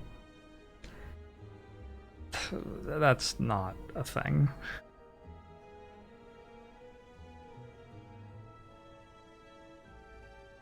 That's just completely not worth it at all.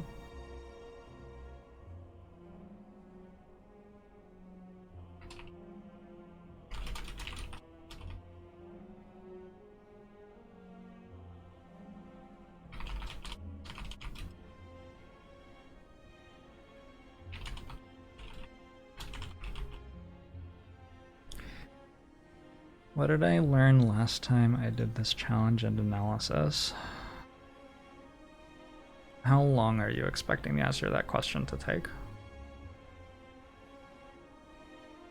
I think the sensible way to discover the answer is to Google my analysis from the last time I did the challenge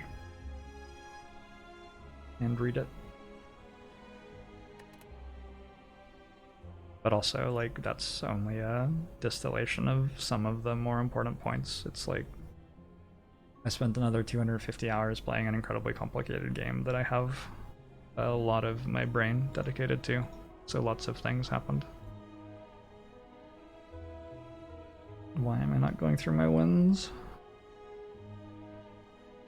Because I'm going through my losses.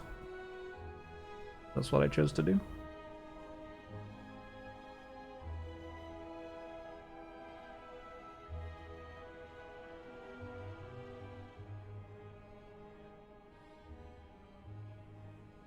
Why is everything so expensive in Seattle? Amazon, Microsoft, tech companies. They make a lot of money, which means that they pay their employees a lot and also bring in a lot of people. And so then those people have lots of money and want to live near the companies they work at, so the prices of housing go up. And also they have enough money to afford fancy restaurants, so fancy restaurants move into the neighborhood. Gentrification. There's a Reddit post. Jorbs 100 Hearts Challenge.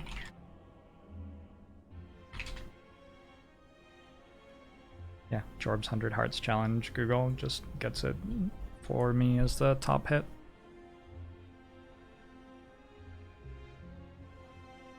This is a bad act 1 into a very hopeful Snecko that didn't pay off.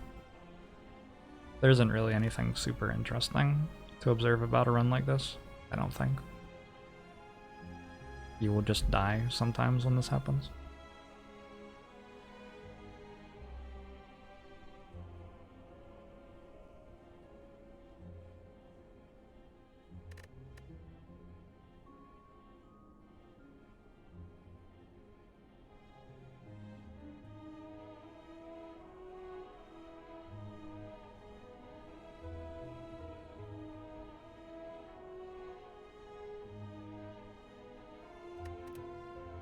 The defect. Dead to Collector, double biased cog, Doom and Gloom, Dead Branch. I mean, that's definitely not a fight that you lose every time, is it?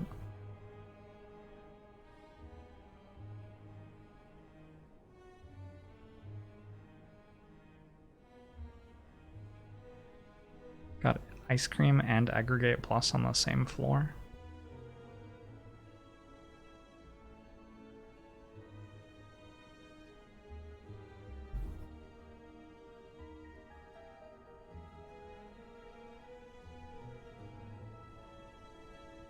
So what's missing from this deck? An artifact charge, obviously. Relics from Act 1 that do something. I guess I got a Dead Branch. Look at my Act 1. The Boot, Toy Ornithopter, Juicy Bracelet, Maw-Bank, Empty Cage. If that's my Act 1, it's actually sort of surprising I made it to the Act 2 boss, isn't it? Took 0 damage from 3 birds and killed them in 1 turn. What? Wait, what?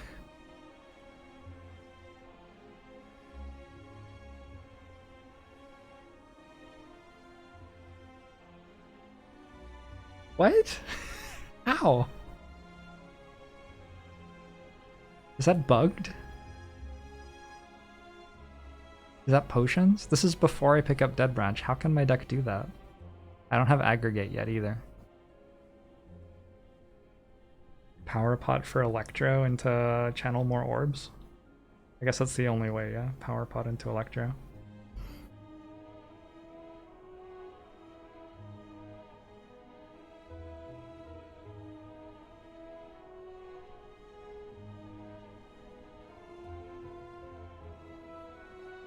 I don't have a Power Pot. I don't think. Did I lose Electrodynamics?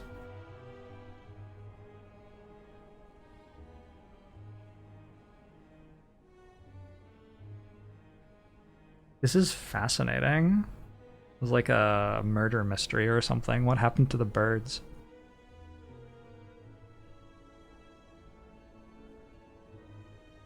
Was it from a Thorns pot? I didn't see Thorns there either. I don't have Static Discharge. I don't understand. I don't know what happened to them. Oh, I smoke bombed it. Okay. Okay, I smoke bombed it. There you go. There you go. Quelling Oracle, thanks for the 17 months.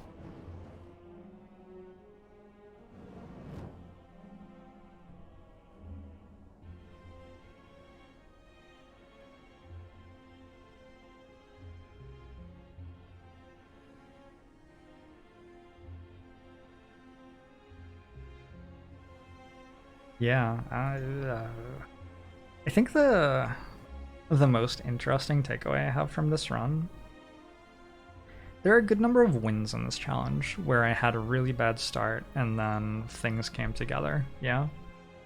This is an example of a really bad start where you can see things starting to come together, but we didn't quite get there. It was a good reminder that even if you're behind in a run, if you can survive one more floor, like, there are a lot of things that can happen that aren't very likely, but are possible, which can turn a run that is not in good shape at all into a run which is doing quite well. Like, there was a run this month, last month, where Ironclad got Dead Branch and Corruption from one elite fight at the same time, for example. And stuff like that can happen if you keep working for it. There was a run in one of my win streaks where I picked up Toxic Egg and was in terrible, terrible shape, but with Toxic Egg, I said, if I get apparitions from this last question mark in Act 2, I actually win the run, and then I did. So, it's possible if you keep struggling to turn a loss into a win, for sure. Bayesian Philosopher, thanks for the 27 months.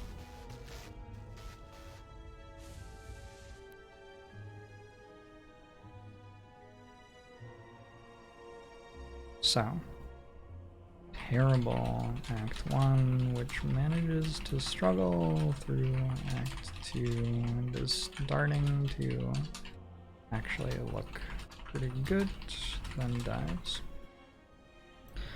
And a lot of the room to benefit from thinking about a run of Slay the Spire is in working out which place to push to try to find something that rescues a run that's doing badly. There isn't that much thinking to do in a run which you're just cruising in. Like, you'll just continue to cruise and win most of the time without having to think. But the runs where stuff is like going very medium or even badly, trying to work out exactly which way to maximize your chance to bail yourself out is pretty complex and pretty interesting. Hey, Honor. It was intentional to win 128 times, Bayesian Philosopher.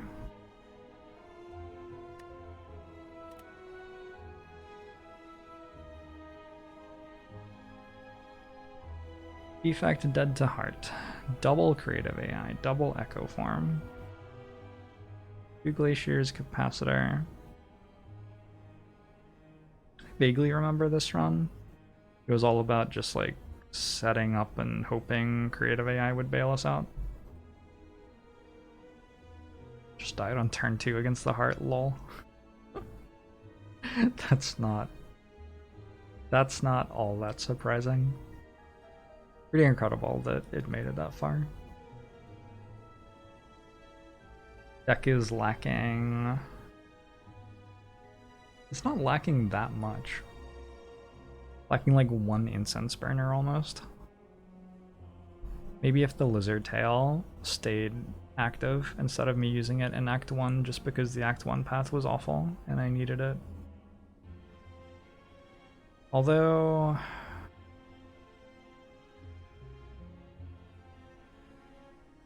I mean, it was also possible to get through Act 1 without using the Lizard Tail with the path I took. I could have gotten a little bit luckier. Don't have any plans for the day, Honor. Doing this right now. That's the extent of my plan.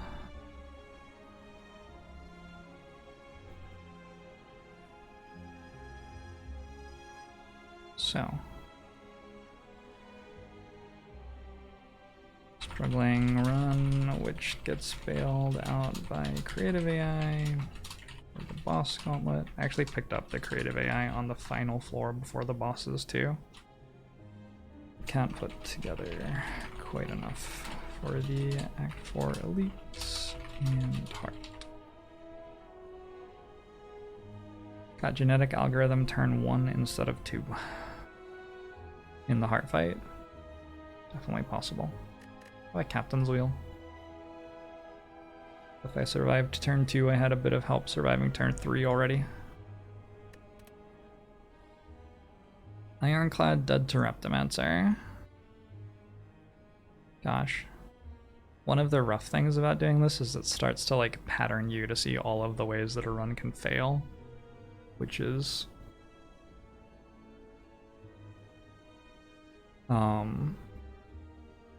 if I'm not like careful about how I'm taking in this information, it's very...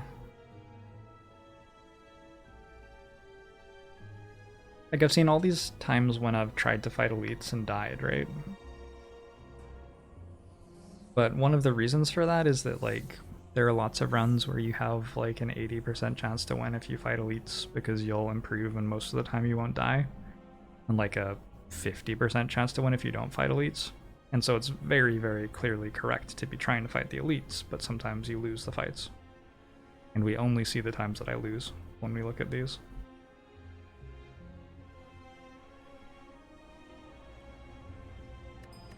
There's no whirlwind. Very little AoE. All there is fire breathing, but I can't get through the deck. It's not surprising at all that this dies to Reptomancer.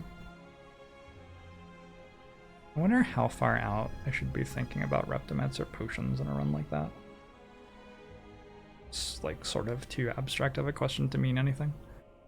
Elite, thanks for the 3 months. Kellic, thanks for the Prime. Your dog likes the sound of my voice but hates my cat. It's unfortunate.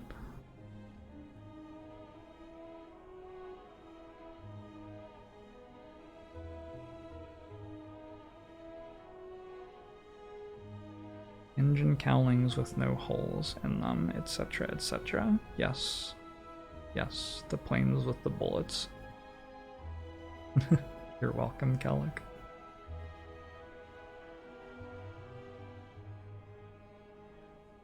I feel like I shouldn't try to overanalyze a run like this. Dead to Reptimancer without AoE is sort of all I need to observe. This isn't incredible. Although it sort of works with Ectoplasm, because one of the things that Ectoplasm does is makes it harder to get card removes. And then this solves that problem for you. It's just like, you would rather have one of the better ones, that's for sure.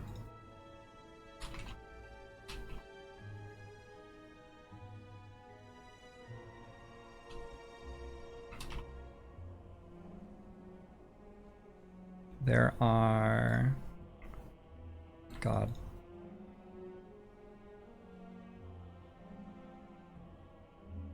That last day was miserable.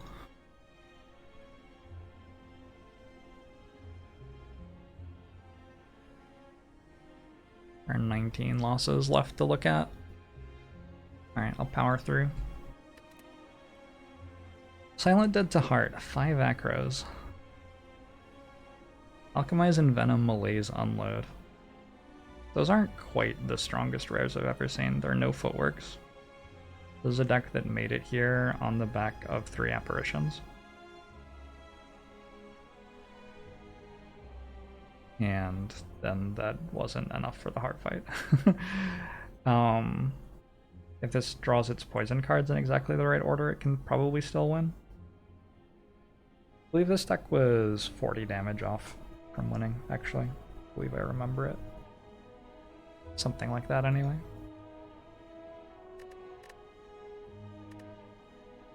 Stuff like this will happen. Again, I don't think there's that much to observe about this.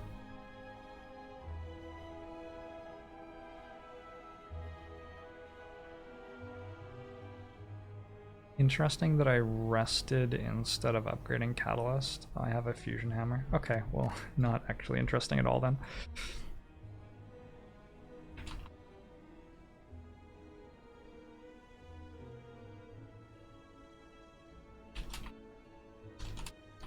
I guess we can note Fusion Hammer prevented winning upgrade in Act 4. Interesting to note when the drawbacks on the boss relics are very clearly losing you the run.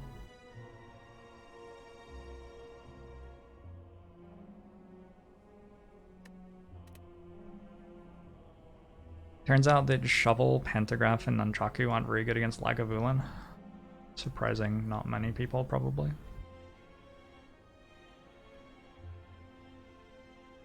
Drew very poorly in this fight as well. Abnormal to take 27 damage there. I'm probably memeing a little bit in this run. Probably. I mean, I don't think it's actually correct to dig there, so it's a little bit of shovel memeing maybe.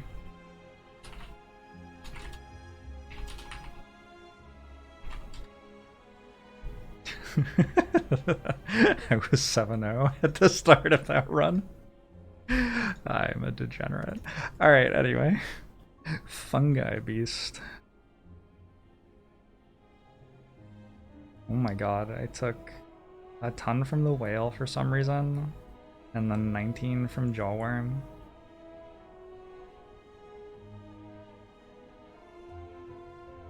And then 39 from Sentries.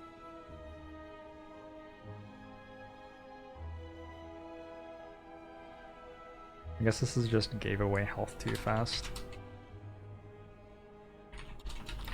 At the start of Act 1.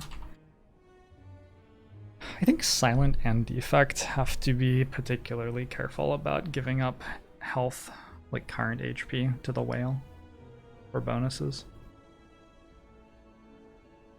Watcher can get away with it a little bit better because she's so strong that she can rest. And Ironclad can get away with it because of the sustain from the boss relic. But I think that when you take current HP damage from the whale as silent and defect a decent amount of time, if you don't get a good payoff for it, you're gonna risk death in Act 1.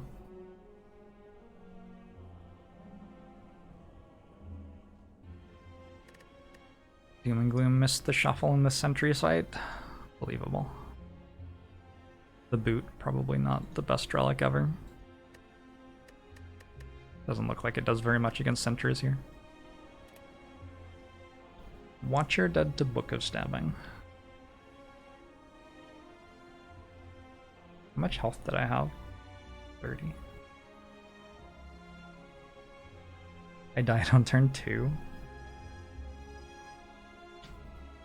Yikes. So these relics are very bad. It's an early observation. That's fine. Just looks like one of those Act 2s where you take a lot of damage with a deck that's on its way to being a good deck but isn't quite there yet, and you just don't draw the cards in the right order. 27 from Shelled Parasite on the first floor. 22 on the second fight, yeah, I mean. What am I gonna do about that exactly? Beat up Gremlin Leader just fine. Beat up the cultists, but took 14. Rest, dead. So I removed a strike, but no defense.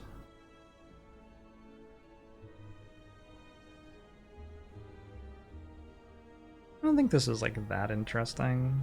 Maybe I didn't have to put a Reach Heaven in the deck. Maybe I didn't have to put a Meditate in the deck yet. Although with Mental Fortress Plus, it's probably not a bad card at all.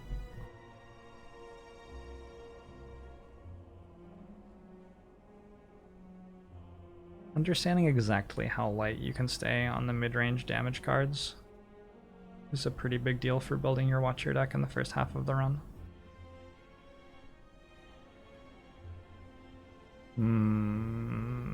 The floor 1 Mental Fortress is really interesting. I never really know about that. Hard to fault Reach Heaven over Empty Body Prostrate in a Hexaghost deck, that seems fine. This is an early rushdown. Like a very early rushdown.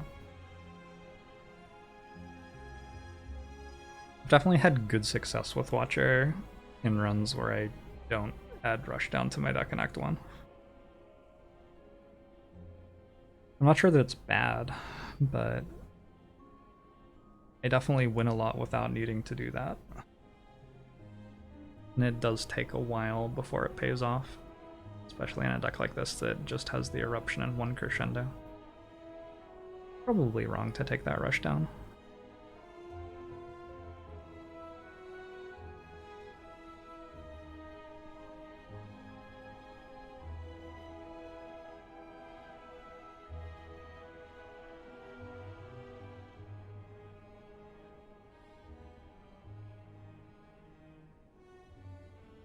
Is a better way to build a Watcher deck. Only picking cards of a certain engine. Every Watcher card is the same engine.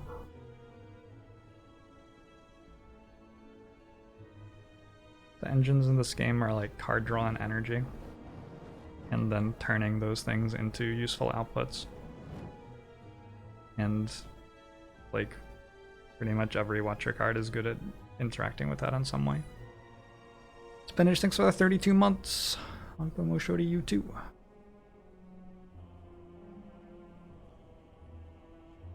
Don't really know what to think about this one. Book of Stabbing had the worst pattern and I didn't draw a block card, yeah. So certainly one of those situations where I'm fighting elites and it's not guaranteed that I'm gonna lose.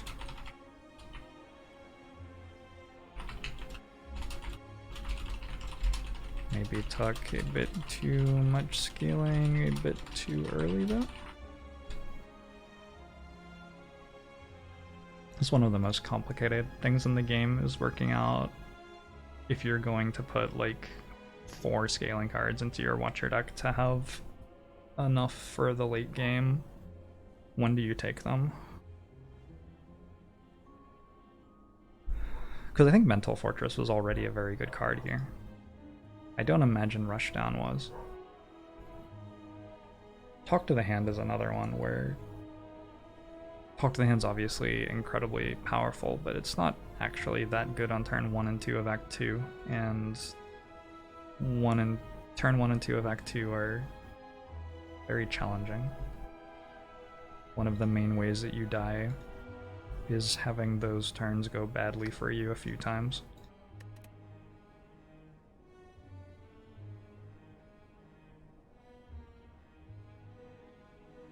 2 turns of no block cards against Book of Stabbing was crazy there. Oh, well, I don't remember. We've definitely reached a part where I don't remember much of this anymore. Like, one of the things that happens when I speed up from an hour and a half or 2 hours to 1 hour is I like stop creating memories as well, which is terrifying. Which is pretty terrifying, but is definitely also true. I got a Molten Egg on floor 5 and have 1 upgraded attack that I added to my deck. I was offered Body Slam, Perfected Strike, Perfected Strike. Because I needed to take Perfected Strikes. Yeah, just didn't take enough damage for Slime Boss. Oh, I thought I was fighting Guardian, not Slime Boss, lol. Well, that explains it. There you go. Those boss fights are not the same thing.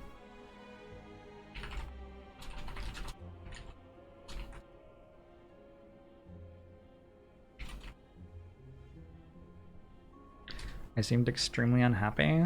I wasn't extremely unhappy. I was working very hard. I wasn't spending time and energy appearing jovial for you. That doesn't actually mean that I'm unhappy. It means that I'm not spending as much of my energy on appearing to be an entertainer.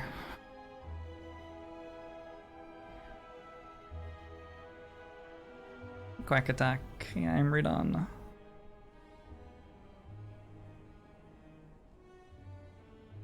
Penib, Toy Ornithopter, Boot, Runic Pyramid, Turnip, Anchor, Nunchaku, and Inserter.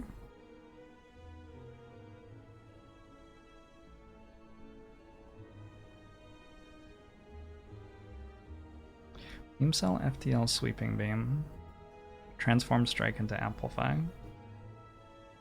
I hate Transform as a mechanic so much. It's just not a good mechanic.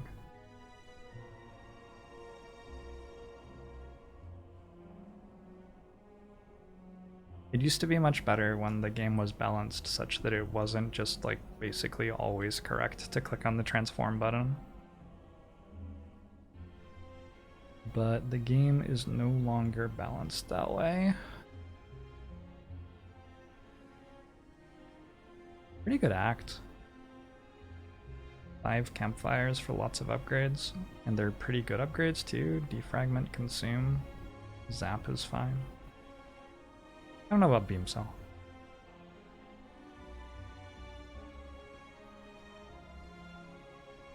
Whether your deck can survive muggers and birds is a really interesting delineation between successful runs and unsuccessful runs.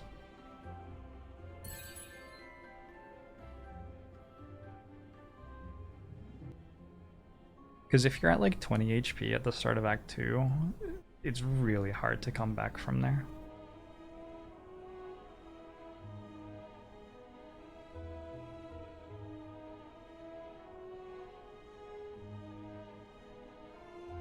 Did I just die to Reptomancer? Yeah. 60 damage in 2 turns. Oh, I remember this run, vaguely. I remember being like, okay, our deck's like mediocre, we're gonna have to take an elite because it's the clear best path through the act. If we fight Nemesis or Giant Head, we win pretty easily with what we have. And if we get Reptimancer, it's possible for us to win, but sometimes it doesn't work that way. And then we just like got Reptimancer and died on turn 2, which is fine. It's like unfortunate elite luck mostly.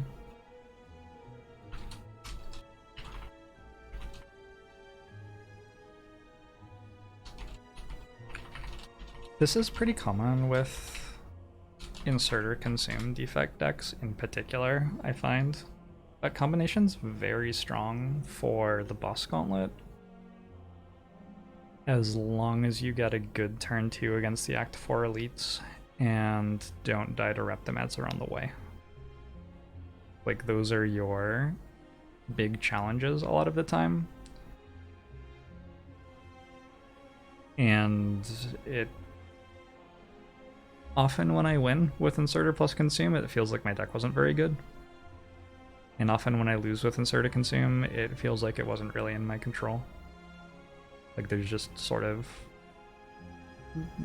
3 or 4 incredibly important die rolls, which you don't have all that much agency in influencing, and then you find out if you won or not. This is the one where I nearly blocked for 100 on turn 2. Well, I clearly didn't manage to, because I took 60 damage on turn 2. But maybe I got close, I don't know.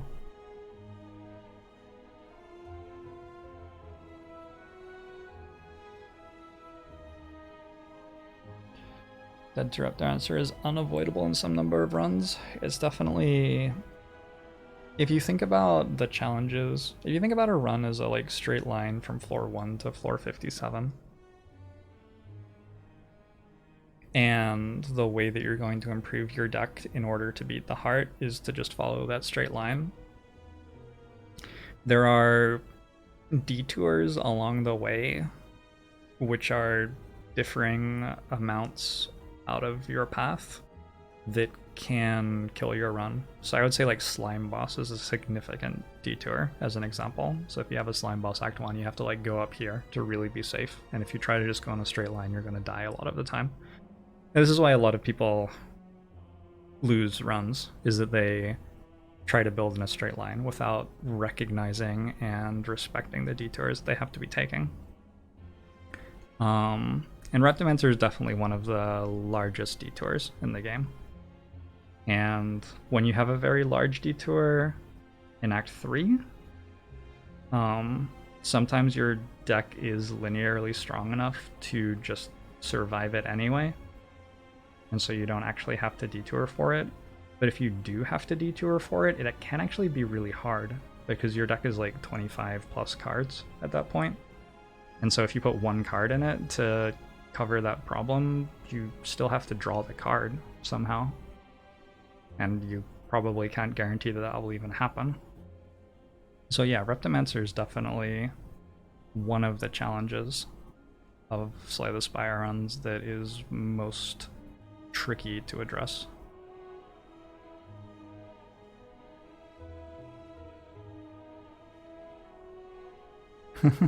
It's cute, Mysterious Sea. It's very cute. Slimbo is annoying for a defect and silent especially. I find that defect does fine against Slime Boss. I don't personally find Slime Boss to be very challenging for defect.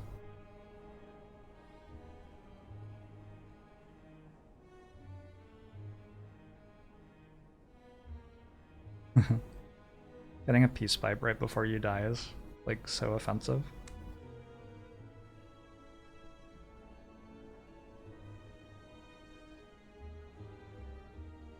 This is so insane. I just end the Guardian fight at 18 HP, which means I like don't full heal. I just go to 51. So I start this act on 51. I only take 6 from Muggers. I take 12 from Knowing Skull and get a potion off of it, so that's probably worth.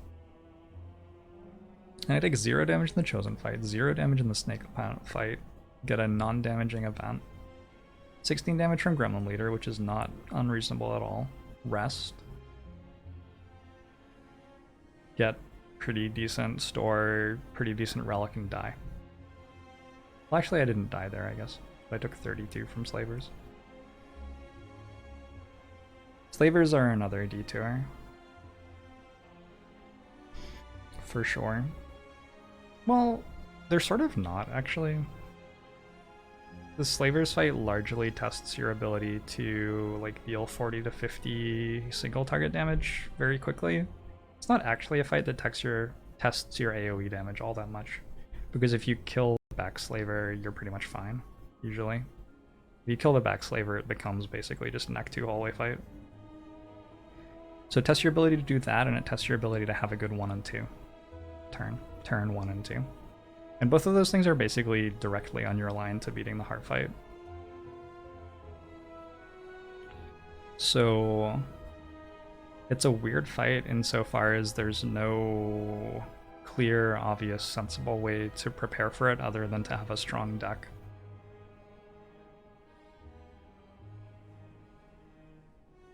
A lot of the time, anyway. Deck has double Volt. Fasting, double just lucky. A Cut Through Fate to draw these things. Sanctity, Bowling Bash Plus, specifically for the Slavers fight, largely. This is like this is one of your shortcuts for the Slaver fight, I guess. This is a way to deal 50 single target damage in the Slavers fight. So one of the reasons this card is good is this exact thing. But yeah, I just didn't draw the stuff in the right order, didn't have the potions I needed. Didn't have particularly good relics. Jane, thanks for the 10 months. I'm going to show to you too.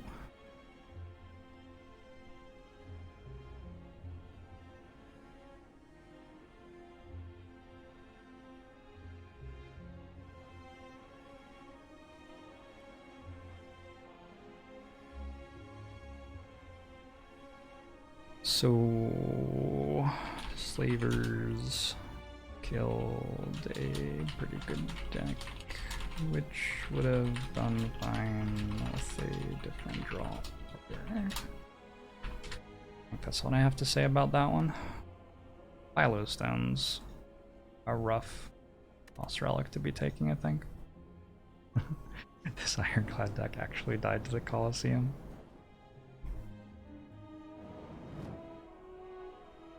Trying to remember ever dying to the Colosseum other than here.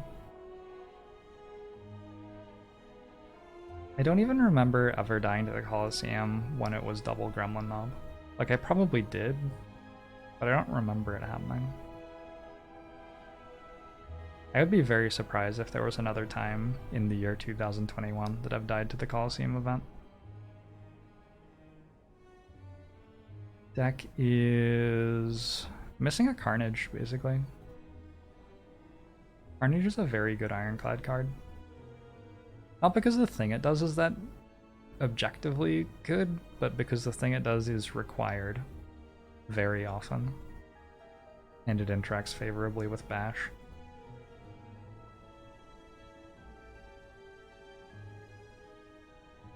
Like, it's not that much better than playing 2 strikes, but it's just exactly enough better, and you only have to draw 1 card instead of 2.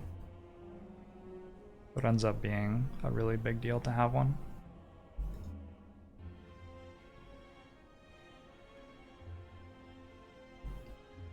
Upgraded Flex. Yeah, this was a weird run, wasn't it? Was this a run where I was getting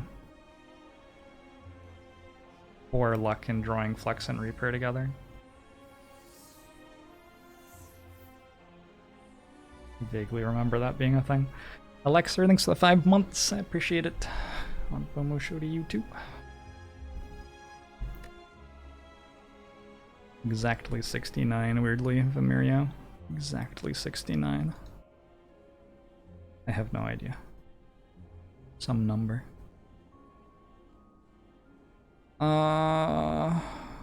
Dead to Colosseum knobs.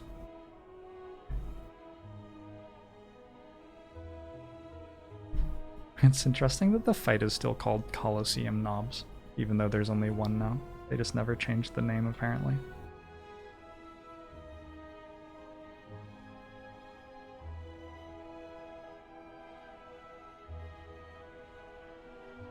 I don't exactly know what to say about this run.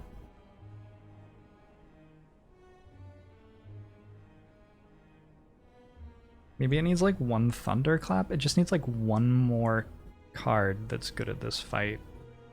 And that card isn't just going to be good at this fight, it's going to be good in like every other fight that's like it, which is a lot of fights. Just needs like one more Thunderclap or Carnage, or ideally something like a Fiendfire would be really great. A Whirlwind Plus.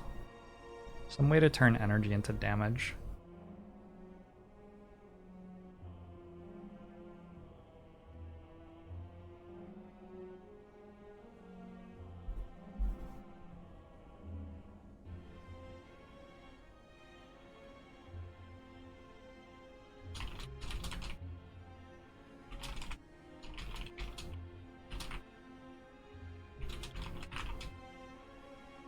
It's easy to get carried away with like, oh, I'm building a deck that's about Reaper and strength scaling, and forget that you're like halfway through Act 2 and you need to be able to turn 3 energy into damage on your turn. Blood for Blood's really good here too. Just something like that needed to be in the deck. Okay, this was just funny. I don't I don't have commentary on this one. I just wanted to see if I could fight 3 elites without a campfire, and the answer was no. Just decided to lose a Watcher run fighting every elite for some reason. The great thing about a run like this is that if it pans out, I win easily and look like a genius. But if it doesn't pan out, I can say, oh, I was just memeing.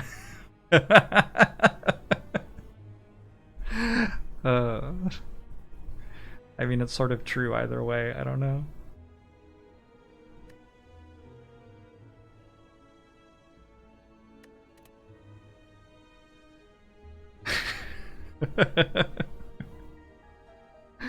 And the question becomes, when are you not memeing? I memed a little bit in this challenge. I memed less than I did in January. This is probably one of the reasons I was able to win more runs than I did in January. I didn't, like, go completely nuts buying Prismatic Shard quite as often. Deck didn't quite get there with Fumes and Poison Stab. Double Poison Stab. It's not so surprising. It's certainly not a good deck. Feels like if this deck gets Fumes in play on turn 1 with a Poison Stab, it probably wins the fight though. Could have taken Well-Laid Plans over Eviscerate on floor 1. I don't even know if that does enough. Odd attack, Poison Stab. It's funny, like, on the one hand, if I had done that, I would have been able to have double all-out attack, so my damage would have been fine. On the other hand, double all-out attack's not very good with Well-Laid Plans. You like hold your crucial card that you need for a particular turn, and then you just discard it randomly to all-out attack. Not so great.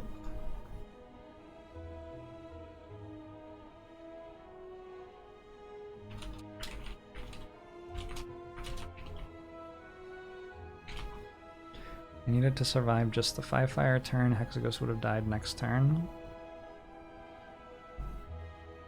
Oh, did I not even die to the overcharge? No, I did die to the overcharge, yeah. The overcharge is on turn 8.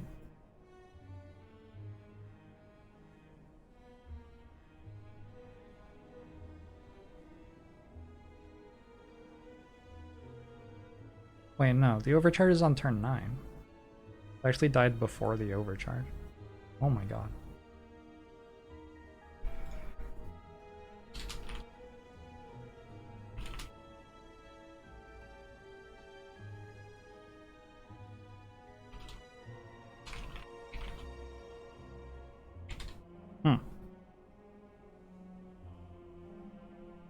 There was probably a moment in the fight where I like played a poison stab instead of a defend or something.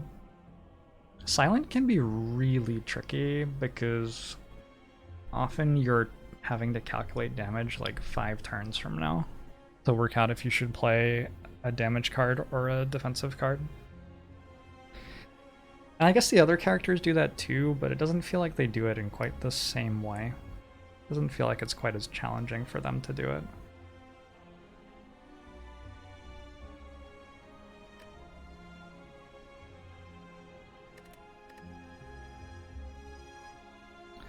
Gremlin Leader got me. Stick has Combust plus Cleave plus. Took 58 damage in 6 turns. With Ancient Writing. Wow. Something I've always wondered. I've just always wondered if I'm meant to be caring about the Vampires event more.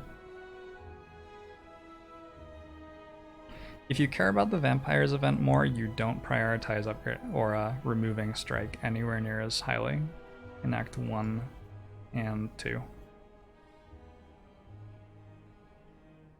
Which makes you... I mean, it completely changes how you play the game, honestly. It makes you try to deal damage with strikes much more, and you need to take more upgraded block cards, and you probably need to be removing defends. And if you do that, your payoff is that the 1 time in 10 that you see vampires in Act 2, you click yes. I think it's like 1 time in 10. Thereabouts. Within an order of magnitude of that, I don't know.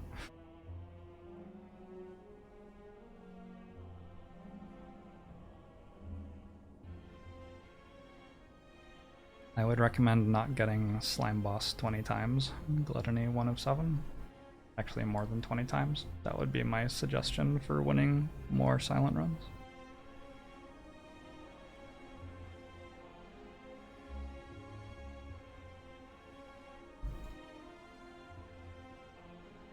Yeah, it's like pretty bad relics, I don't know. It's crazy to look at all of these runs and just see the relics and just slowly stop believing that good relics even exist. Like I look at these relics right now and... Oh, I bottled Barricade instead of Combust in this run. And then I died to it. Should have just bottled Combust. That's actually what I need to say.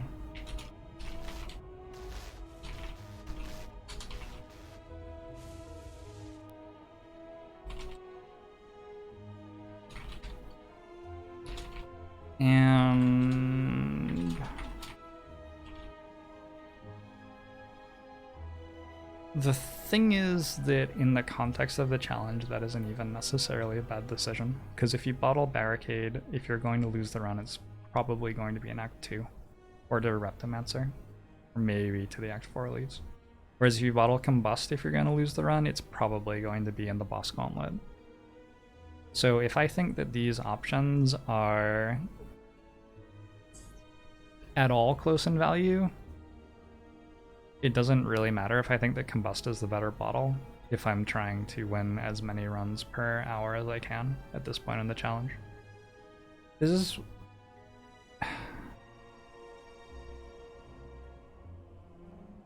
It's like, it's hard to describe how I'm making decisions with several different motivations pushing me.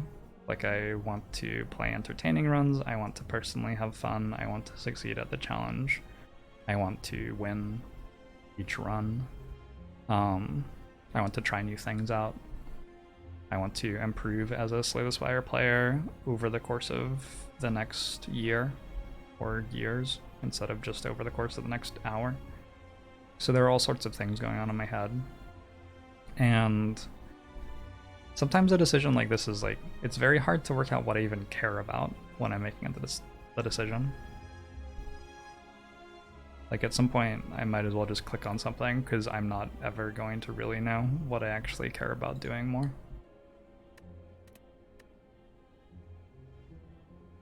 Rinse Altier, thanks for the 15 months. Appreciate it.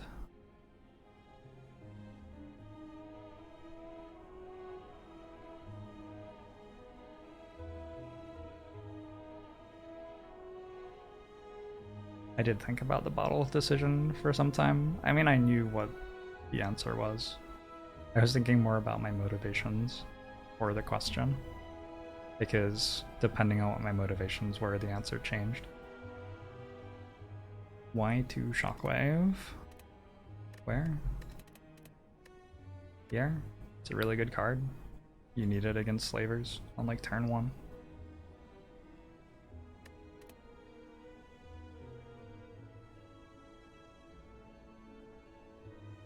I aim to win every run, even with the other factors pushing me, is something you enjoy when watching it teaches you more. Yeah, but also that isn't my only aim, and you would find my stream very boring if it was my only aim. So I have other aims that I'm trying to be entertaining. I'm trying to explain and engage people as I play. I'm trying not to think about things for too long to keep the run going.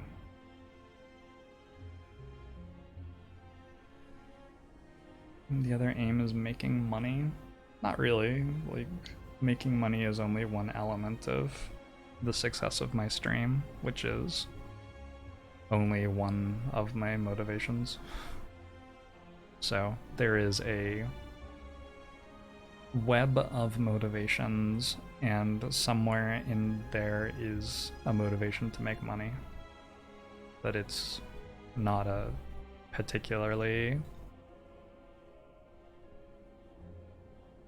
highly prioritized motivation.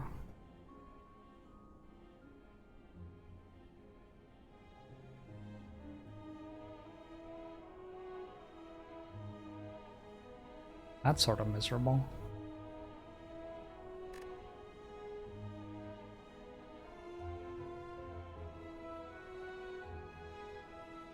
Is that on Cool Headed? Oh, it's on Charge Battery, I remember.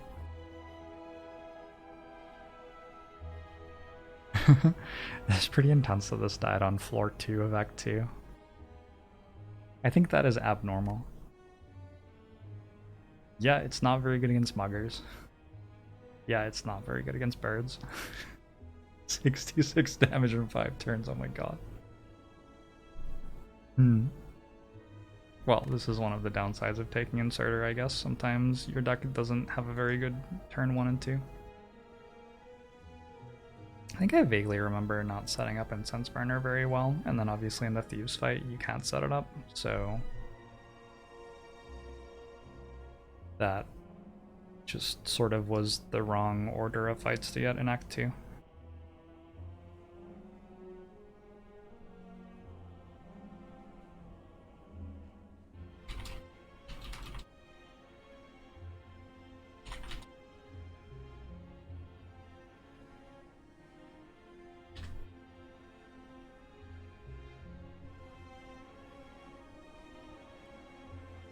If it seemed like my motivation for making decisions was just making money and growing the stream, you'd probably stop watching. I know a guy, because I've worked with him, not particularly voluntarily, and when I have a conversation with him, he doesn't respond for like 3 to 5 seconds. Like, it's like we're on a very long distance phone call with latency or something almost.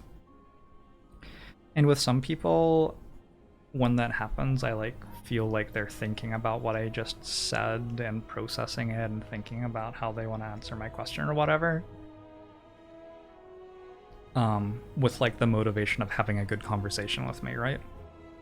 But with this person, I feel like he is like solving a min-max equity calculation to try to work out how to make the most profit for himself. And I feel like that is his motivation behind every word that he says for me. Like, he's calculated exactly which word is going to come out of, like, when he says hi, I feel like it came through that process of thinking. to get to the point where he decided exactly how he was going to say hi to me. It's fucking terrifying. Very scary. Not enjoyable to talk to this person. Flash Genius, thanks for the prime. Nemo Ronan, thanks for the year. Momo show to you both. I appreciate it. That was your first roommate in grad school. I don't know what they teach people in business school, but I haven't often felt like it is how to be good at running a business.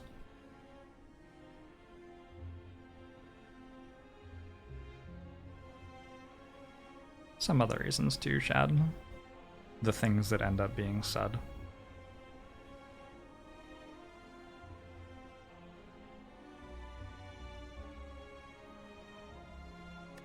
Alright, I don't know how much there is to say to this. I feel like this is, like, you can have bad starts to Act 2, and this is one of the most extreme examples of that happening. I feel is my takeaway from this.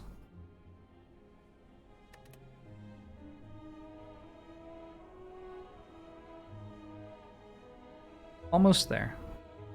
I went on a tear after this. So it feels like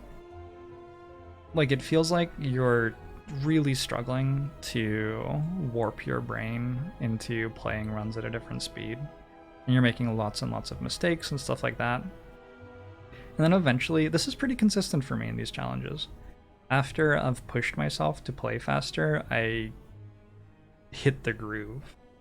And I start actually playing pretty well at that speed. And so that is how I would interpret, I mean, this entire passage here, probably. This is 43 runs with 3, 4, 5, 6, 7, 8, 9, 10, 11, 12. So that's 31 and 12, which is not, like, as good as I was doing at the start of the challenge. Well, it's 72%. I guess it actually is as good as I was doing at the start of the challenge. I started counting after a loss and finished counting before a loss, so in that way I was cheating a little bit, but I mean that's this entire period though. That, like, I'm just looking at this right now as my motivation for bringing it up, but I went back and counted a bunch of runs before that too to get that 71% number. But yeah, this is a 13-1 little segment where it just sort of started feeling like things were clicking and I wasn't making the mistakes anymore, and I was calibrated right and taking the right cards that were necessary for fights and stuff like that.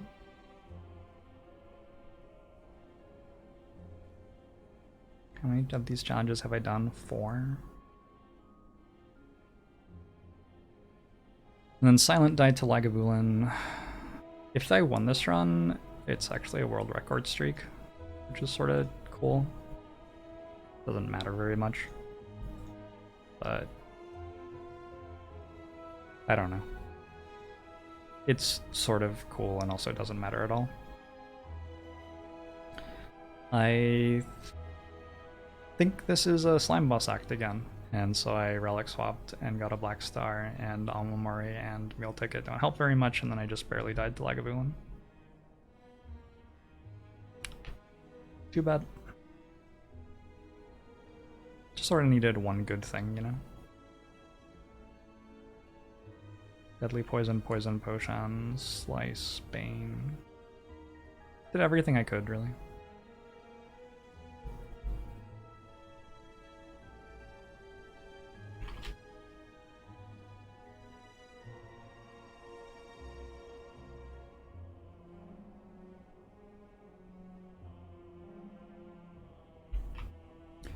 Relic swapped 4 slime boss. I think the only silent relic swaps I did were when the whale options were terrible and there was a slime boss in the act. I think. Alright, so we won a lot, and then this is the final day of the challenge starting now. The final day of the challenge was difficult. I did not sleep well at all. I was having heat exhaustion symptoms. It hit 90 in my office. with the AC turned on and everything. I have heard of AC. I am aware of methods for cooling areas. Yeah, I see chill. And so yeah, my brain wasn't really like present for this entire day. And I was just sort of phasing in and out of focus. And didn't win a lot. I don't really want to look at these runs even. Because I know that a good number of the losses were just to me like literally not clicking on the right cards and stuff.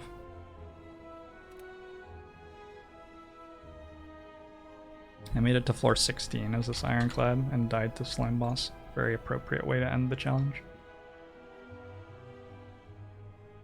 Did I manually enter the data into a spreadsheet? Yep. This is my little, like, personal run journal that I've been keeping to try to... The motivation behind me keeping it throughout the challenge was to have a semi... It's not impartial, insofar as all of these numbers are completely subjective and based on my opinion. But it's a partial record. It's a subjective record of what's happened so far based on me in a different emotional state from what I might be in as I'm reading it. So if I'm like on tilt thinking, oh my god, I just keep getting so unlucky I can never possibly win a run, I can look at this and see, well actually, like 3 of the runs that I lost, I did legitimately get really unlucky. That doesn't happen very often. And the other 3 I lost, I made a bad misplay. And if I just focused and stopped doing that, I would have won them.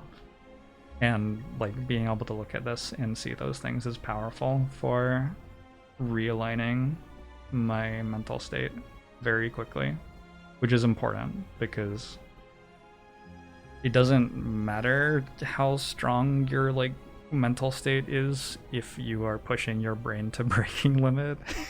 Because yeah, part of the challenge is like consuming all of my mental fortitude, like using that as a resource, which I am going to completely exhaust, and seeing how much I can get out of it. So given my knowledge that I am deliberately exhausting my mental fortitude in this challenge, something like this is going to be a useful tool to have.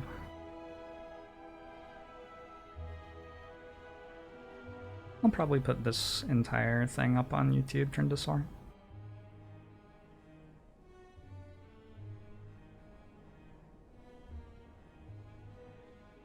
I wonder if there's a way to quantify my emotional state. I could just say what it was. It's pretty easy for me to do it.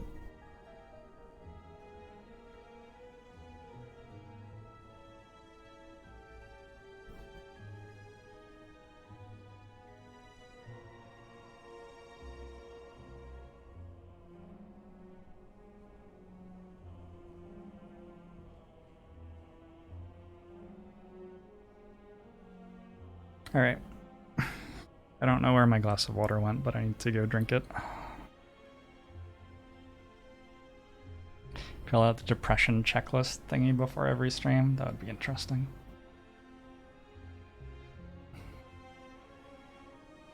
You love that for Jorbs, even mental health is a resource. I wrote about this in my challenge journal. One of the reasons that a challenge like this is interesting and enjoyable for me is that I'm very capable of pushing problems aside and not bothering to take time to address them. Especially as a streamer working 8 hours a day, running a stream, there isn't a lot of time to analyze how the stream is going and how it's making me feel and what I'd like to change about it and stuff like that. That's one of the nice things about doing a challenge like this, is it actually forces me to interact with those challenges and the things I don't like about the stream and stuff like that, because I lose the ability to just push them aside. How many bottled fish did we get in this challenge? I didn't get those two together very often. It's always hard to tell because you usually don't pick up Bottled Flame, so you can't just like see it in the relics screen. Let's look at the wins real quick. I'm not gonna analyze these, I just wanna like look through them and see what strong relics and strong decks look like to like recenter my brain. Also, before I do that, I do need to drink water.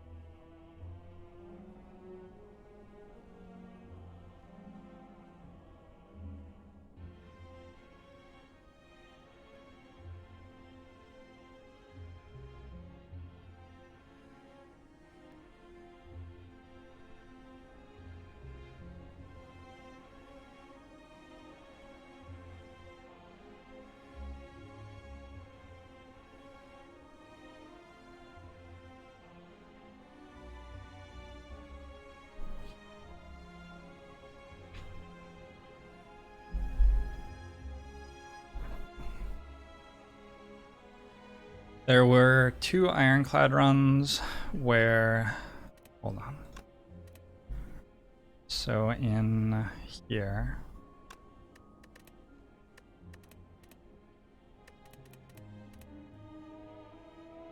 in this run, I was offered Brutality there, which is not Berserk. But then this Orrery showed me 3 Berserk plus. There were somehow there were 3 Berserks in this Orrery. And then the next Ironclad that I lost, I was offered Berserk on floor 8. Berserk on floor 14, and Berserk from Slime Boss.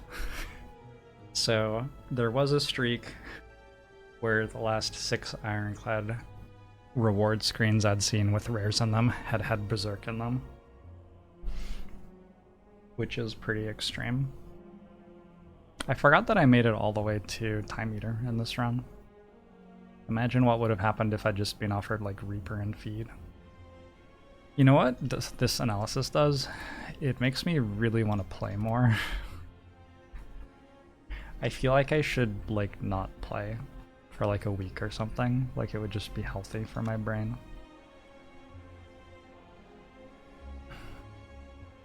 I think one thing that will be really interesting to look at is the run lengths here.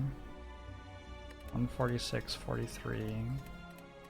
These are generally centering around an hour 30, right? Those were both 2 hours. Still generally, I would say, averaging about an hour 30. Speeding up a little bit maybe here. Maybe we're down to like averaging an hour 20 over the last 10 to 20 wins now. So like getting into my vibe a little bit, going a little bit faster. That one's 2 hours though. And then I think if you look at what happens on the 21st, you're going to see a massive change. Low 1 hour, low 1, everything's low 1 hour. Couple above 130, under an hour, under 3 in a row, under an hour, under an hour, under an hour. So I actually got even faster.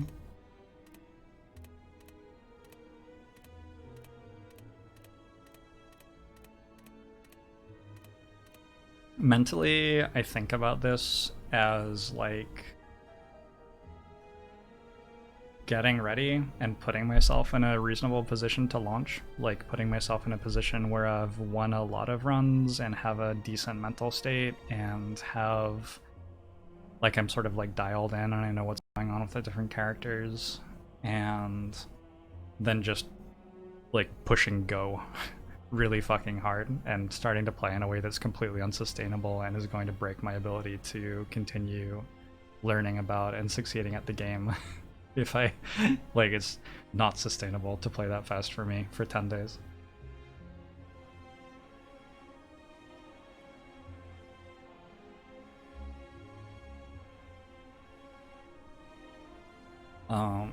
You should probably do the achievements on lowest difficulty they can be done on unless you want an extra challenge. Obviously you can do them on the highest difficulty. Okay, look at all this strong stuff. Oh yeah. Oh yeah. Oh. Oh, that's beautiful. Yes. Yes. Yes. Yes. Oh my god, there are so many strong things in this game and you can just be given them. Alright, this is so reassuring to be reminded of after looking at every loss. Wow. God, imagine getting a meat on the bone in Act 1. I definitely did not have any losses where I had a meat on the bone in Act 1. Like salivating here. That's an empty cage. Empty cage, but I immediately get mummified hand pocket watch. I guess that's okay then. Paper crane. Tiny house. Tiny house isn't even that bad on Watcher though. Watcher doesn't need the 4th energy all that much. Ceramic fish, maw bank, tiny house, Act 1. Lol. It's nice to see that I win some of those too. Don't like lose every single time that happens. How long is this win streak? Probably in the thousands.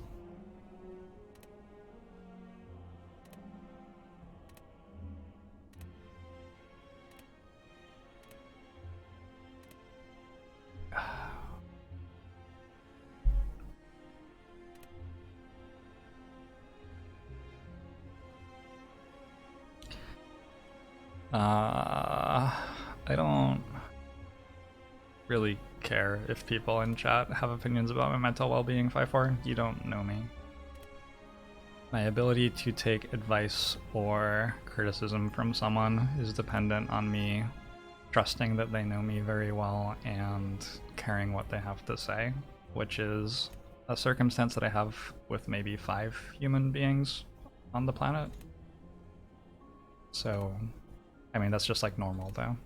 That's how it works.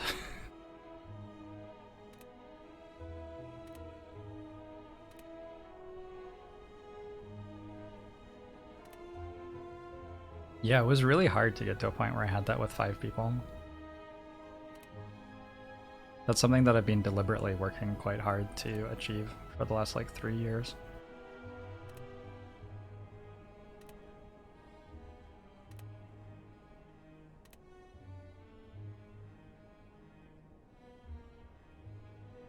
Well, you're probably not annoying me, because I don't care. So...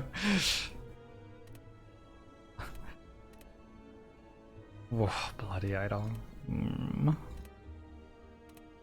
lot of pyramids. Not that many Snecko eyes. Oh, somebody asked about boss relic swap when I went and got my glass of water. The main reason I don't boss relic swap more is that I don't enjoy it very much. There was a time when I was like experimenting with it a lot and trying to decide whether I liked it or not and how I liked playing different characters with it and stuff. And eventually I just came to the realization that it was by far the most negatively consequential button I was pressing at any point in playing Slay the Spire in terms of my enjoyment of the game. Because if I boss relic swapped into a relic that just killed my run, I didn't get to play a run, and if I boss relic swapped into a relic that just very easily won my run, I didn't get to play a run either. And that one was even worse, because it took me an hour and a half to get to a point where I got to play Slay the Spire again. So, I think it's pretty clear from these results that you don't have to boss relic swap to do quite well in Slay the Spire. And... like, I extended my Ironclad personal best, I extended my Watcher personal best. I don't feel any desire or need to do a lot of relic swaps.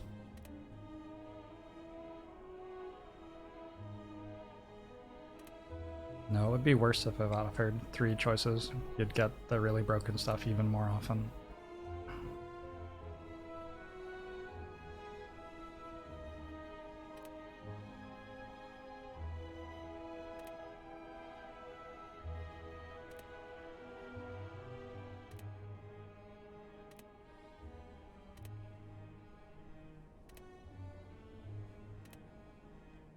I wouldn't mind if the button was just removed from the game.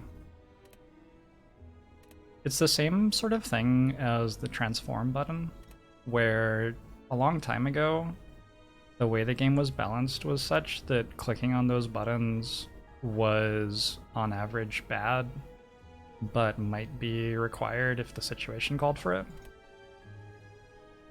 So, like, if you're looking at an Act 1 path and it's awful, you might need to try a boss relic swap, which is something I still do on Silent. I did that a few times this month on Silent.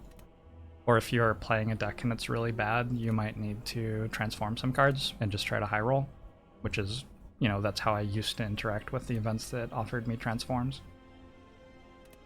But the balance of the game has changed. The boss relic pool's gotten a lot stronger, and the card pools have gotten a lot stronger. And now, just randomly changing cards or your starter relic is much stronger. And so you click the button a lot more. Like I almost always transform to at the Jax event now, for example. And that has definitely lessened my enjoyment of the game because it significantly increases the amount of the time that I end up playing a run, which is significantly removed from the... If the difficulty curve of the run is like this or something, then I want to actually have my deck sort of match that so that I'm constantly making interesting decisions. But when you're hitting transform or boss relic swap, like sometimes you have a deck that just like goes over here and dies, and sometimes you have a deck that goes way up here and you no longer have interesting decisions to make. And I think that a lot of the purpose of balancing a game like this is to reduce the amount of the time that stuff like that happens. And the way that the devs have tried to balance the game by making the things that don't have much use have use. Like, generally balance patches have been about making the worst cards better, and making the worst relics in the boss pool better, or removing them from the boss pool. The way that they've done that has probably made the game better in aggregate, maybe, probably, I don't know. But it's had a toxic effect in the transform RNG meta sort of thing, which has, like, that subsection of it has had a negative effect on the enjoyment of the game, in my opinion. Yeah, Pandora's Box is in the same realm. Astrolabe as well.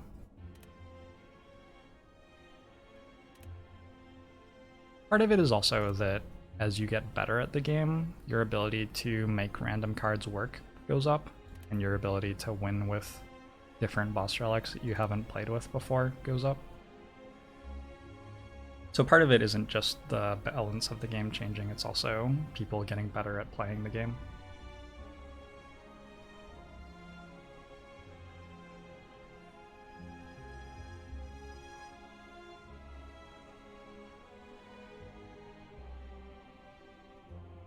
I think of bullet time. It's alright. Sometimes it's really good, sometimes it's really bad. Largely depends on... So the two major resources in the game are card draw and energy, and bullet time's something that you really like if you have too much card draw and not enough energy. But if you have like too much energy and not enough card draw, bullet time's really bad.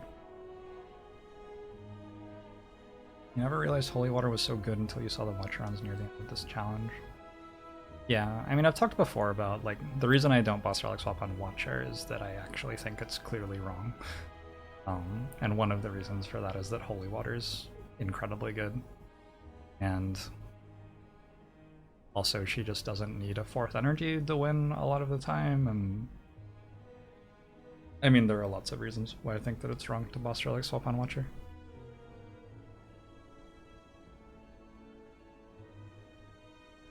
Hey, Dink Dad.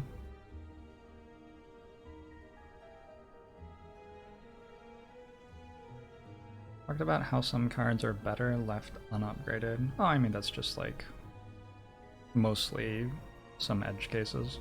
If you have an Echo form and you're never going to want to play it unless you play it the first time you draw it, it's bad to upgrade it. If you have a Barricade and you have Snecko Eye, it's actually probably bad to upgrade it because you lose the ability to discount it with armaments if you draw it costing 3. Stuff like that.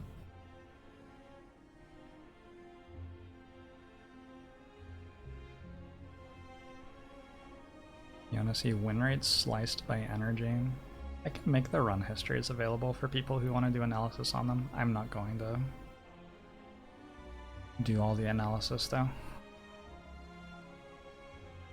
Seems like I almost never remove a card at the Living Wall event anymore because Transform is so strong, and you were wondering what my thoughts are. Yeah, well, the difference between remove and transform there is just whether you'd like to add a random card to your deck. And if the random cards are stronger, you want to more and more and more. Some of the innate upgrades are bad, some of them are good. Concentrate can be better unupgraded, so you can discard more cards, that's true. I don't have opinions about one character being more or less fun to play than others. I enjoy playing all 4 of them. All 3 of them. Mini K.